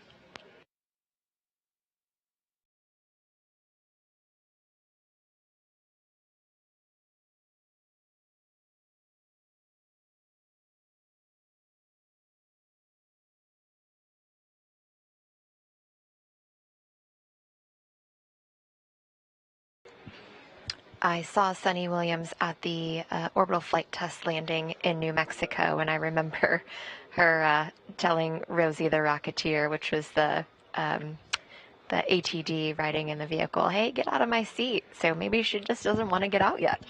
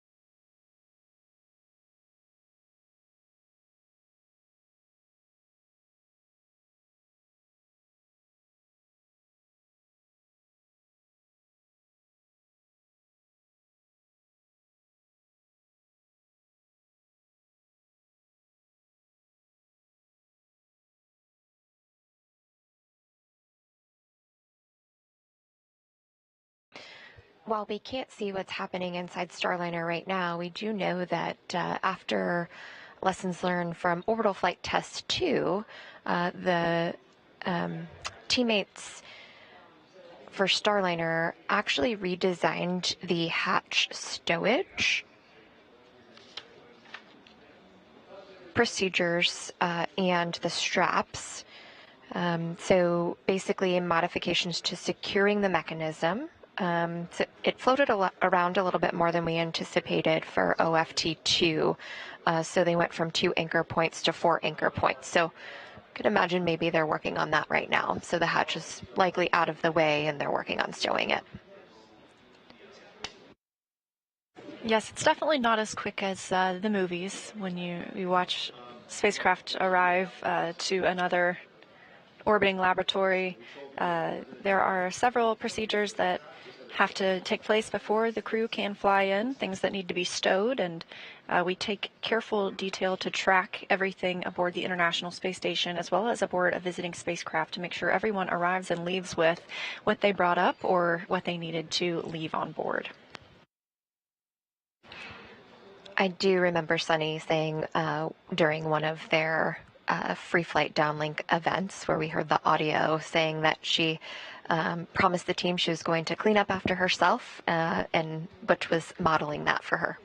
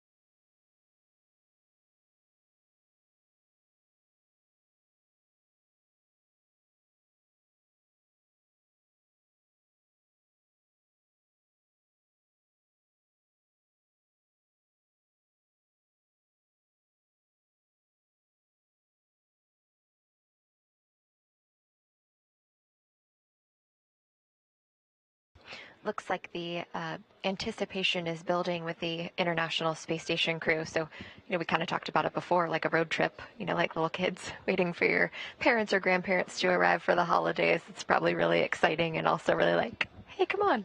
Yeah, and the crews aboard the International Space Station, they get a lot of opportunities to talk with their friends and family at home, but we really only see new visitors essentially every 6 months, as we either have a Soyuz arrival or Crew Dragon arrival or now a Starliner arrival. So it's always really exciting to see new friends arrive and new faces at the International Space Station.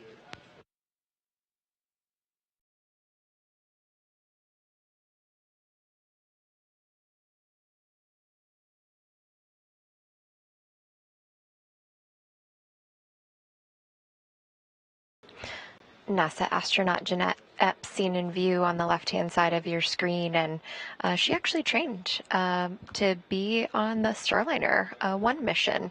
So I'm sure she's very excited to get inside too and actually see it from space and not just from the ground. Yeah, Jeanette flew up on the Crew 8 mission, and having that ability to cross-train on 2 different vehicles is a pretty special opportunity.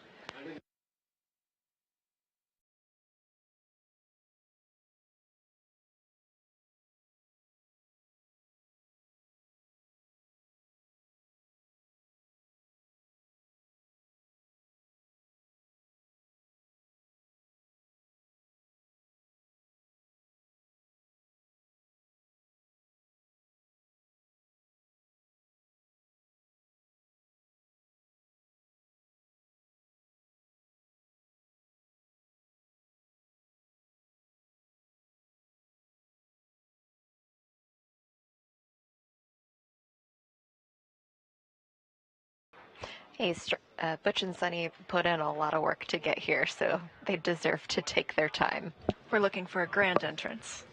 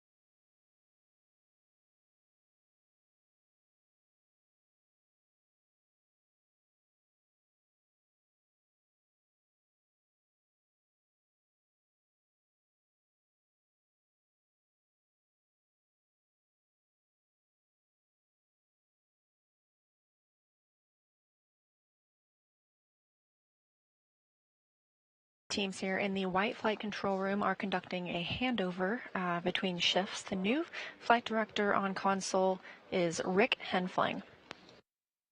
And we are still standing by for Butch and Sunny to float from Starliner into the space station.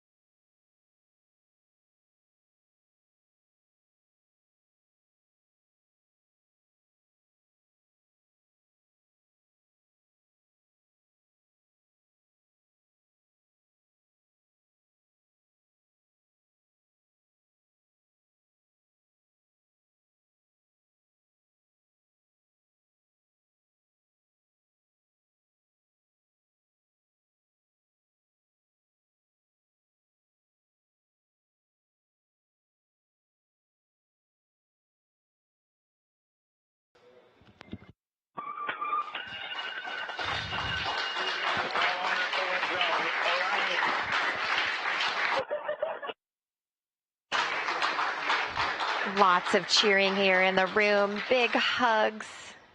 Sunny William coming through in her blue flight suit. Oh. And followed shortly behind by Commander of Starliner, Butch Wilmore, now back on the space station, the third visit for both astronauts and the first crewed flight test of the Starliner spacecraft.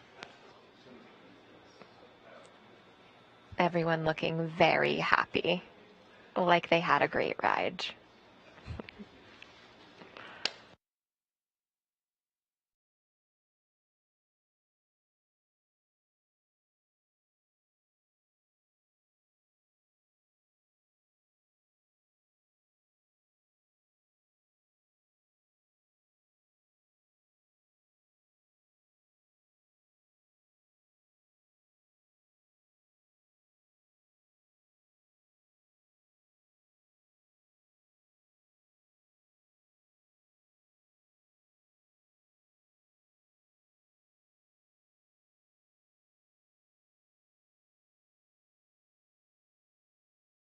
And the ingress or the entrance of Butch and Sunny coming at 2:45 p.m. Central Time. Again, their arrival to the space station today at 12:34 p.m. Central Time, bringing the space station total crew right now up to 9 people.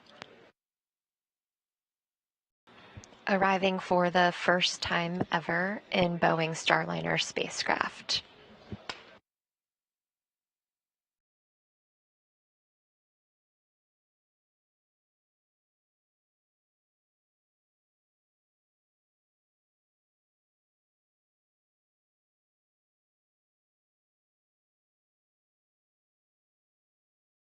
I can imagine they're very happy to see people without masks. You know, they've been in quarantine since a couple of weeks before the first launch attempt in May, finally launching, earlier this week on June 5th, docking on June 6th. And so big smiles there. I'm sure seeing those not behind masks is probably something they're really excited about.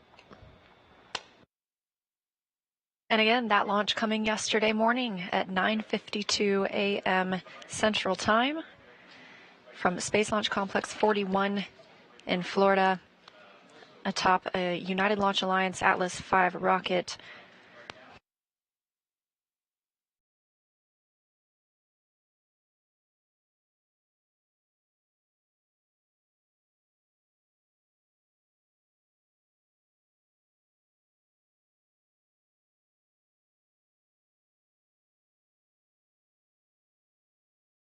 And the crew is going to give us a little bit of a welcome ceremony. Available crew in PAO events.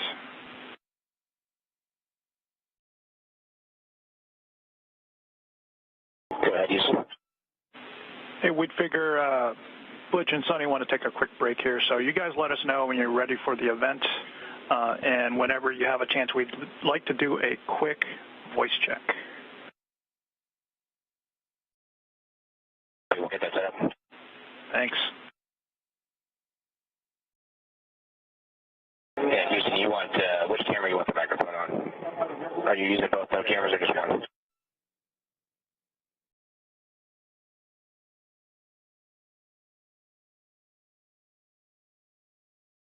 So we did not see live Mustang views today. That doesn't mean we won't see them.